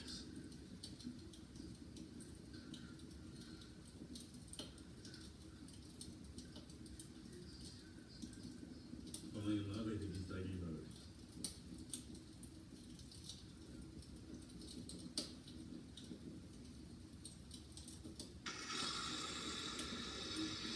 I think this is from the Grand Tour. Was an excuse for balls in the 18th century, and they have been revived in this.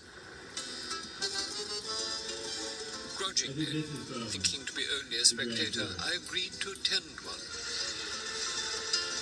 But I find that even spectators hiding behind pillars are expected to be at least in mask and cloak. With rage and loathing in my heart, I go in search of them. Bloody hell. He's a curmudgeon. He's a curmudgeon. Hello. Can I help you? Yes, I want to be invisible. I have to go to a ball and I don't want to, so I want to be invisible. He's a curmudgeon. I'd quite like to be a priest. No. Would be completely black. What about a priest's cassock? I hope you can find it. I hope you can find it in its entirety. No, like a curé. Hopefully in high definition too. On Boom HD it was in. Priest, okay. Something like that. Really black and silver. No. Black. And who makes you was in? Can I draw it on? Yes, of course. Thank you. No, What do you think now? Is it too black? no, it's not black enough. Not black enough.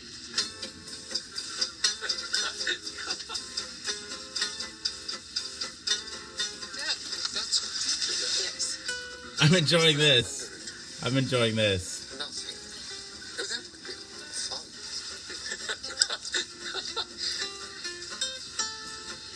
I think that might have to Excuse me, sir.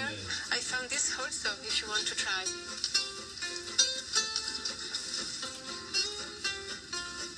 That's wonderful. May I take it with me? Yes, of course. It's been such a help.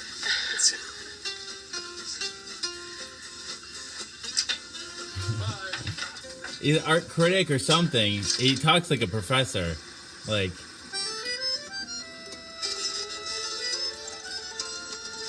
Once settled in an hotel on the Grand Canal or in a palace apartment led by an impoverished nobleman, the young milord set about finding himself a mistress. This best done at a ball or two, where he might make a choice from among young women of his own social level. hey James Harris Turner.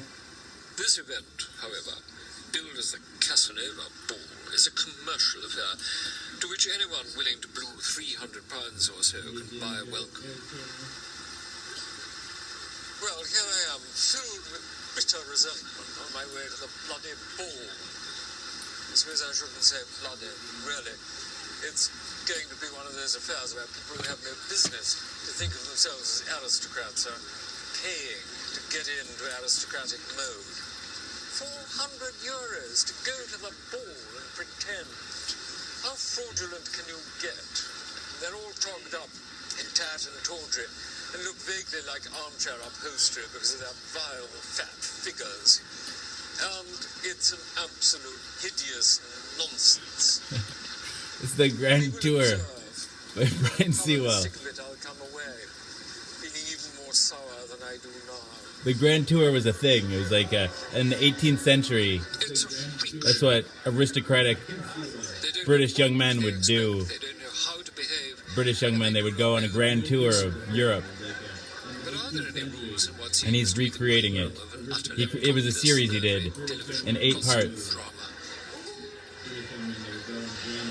Balls used to be courtly affairs governed by strict protocol, by manners that were the easing lubricant of aristocratic society.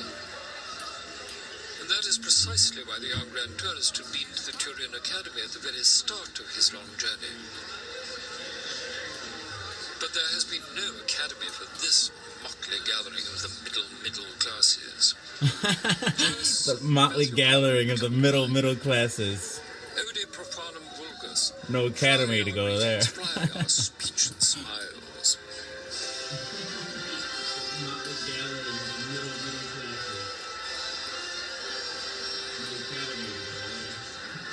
And now, at Maybe. last, the evening's host arrives. L'amor profano, Casanova himself. fondo codesta notte arderà più loco. Il gran sospirare, questa notte celebriamo il carnevale. I like when he goes to Italy. I never thought to see Casanova dressed in pink, wearing All of it's fun glasses. though. I've never seen so unmotherly. I want to a man. come. Cannot imagine him sleeping with one woman after another, night after night after night, or ending up in jail. Are we all meeting at Deborah's house? Persistent amateur adventures. However, the audience here, the people who come to the ball, seem to have an average age of about 93. I imagined my sort of fondness for lascivious imaginings that there might be a deal of groping, Wow, that's bosom kissing, or something exciting of that nature, and I simply can't see it happening.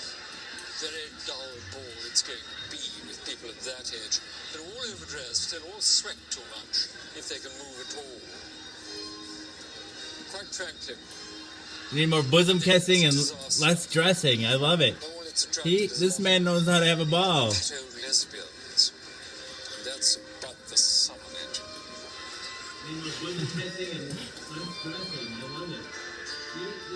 In the dining room upstairs, the masked ball matures. Oh yes, you can all come here.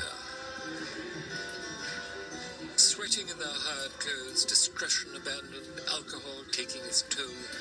This surely has no resemblance to a ball in the 18th century when even the most debauched of young men with only one thing on their minds kept at least a veneer of manners. He really is. That's 8 hours. Really, 8 hours of him to go like, and it's all really like lots of insights. A lot of his insights are based on the diaries of these 18th century aristocrats, but their experiences on their grand tours.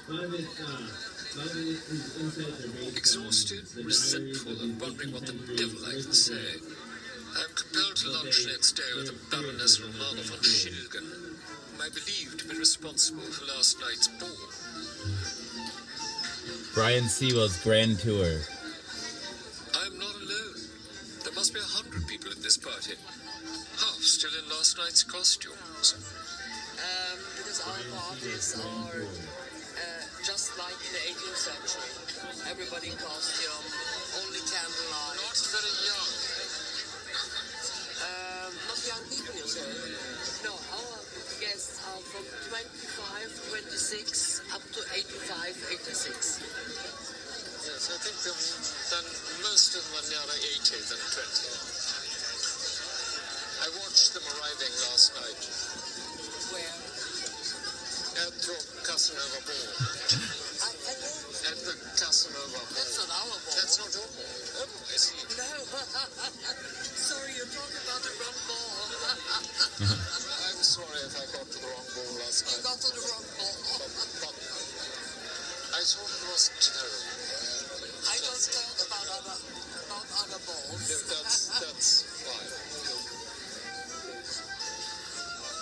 put my foot in it again. You were from Vienna. Yes, as all real Austrian families, they're very mixed.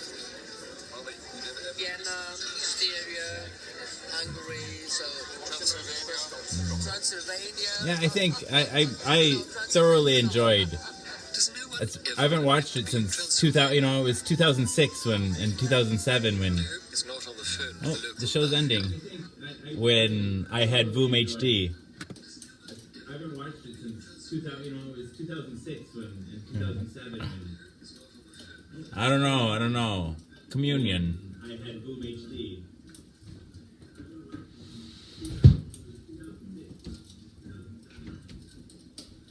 I don't know. Communion.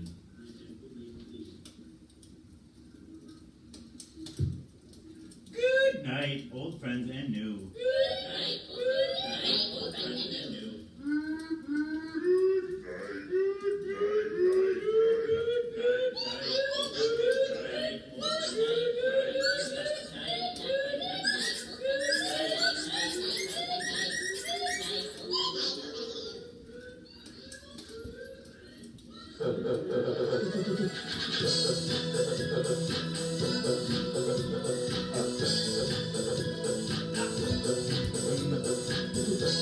Thank you all for being here.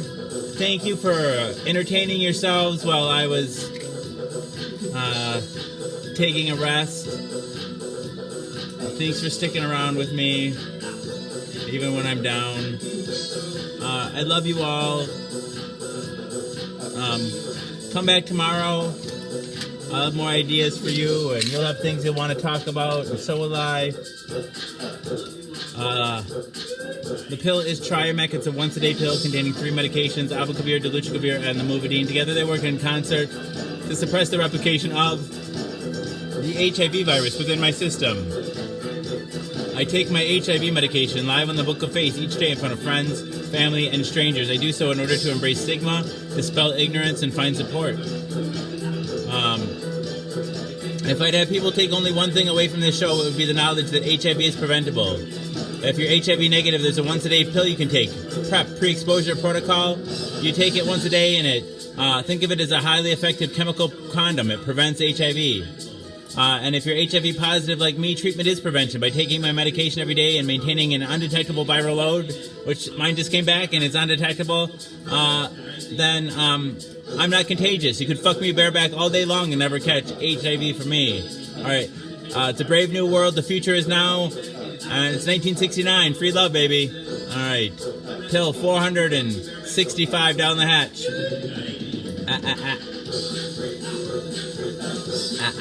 Good night. Good night. I love you all. This is the farmer that sowed the corn, that fed the cock, that crowed in the morn, that woke the priest, all shaven and shorn, the married the man, all tattered and torn, that kissed the maiden, all forlorn, the milk the cow with the crumpled horn, that kissed the dog, that worried the cat, that killed the rat, that ate the malt, that lay in the house that Jack built. Let's thank Brian Sewell tonight, and that Yvette guy, something whatever, from Rouge Saint-Vincent. Thank all of you. I love you all. Good night, Damo. Good night, James Harris, Turtle the Fourth. All right, I love you all. Good night, good night, good night. Good night, Deborah Reed. It's good to see you. Kimberly, good night, everyone. I love you all. Good night, good night.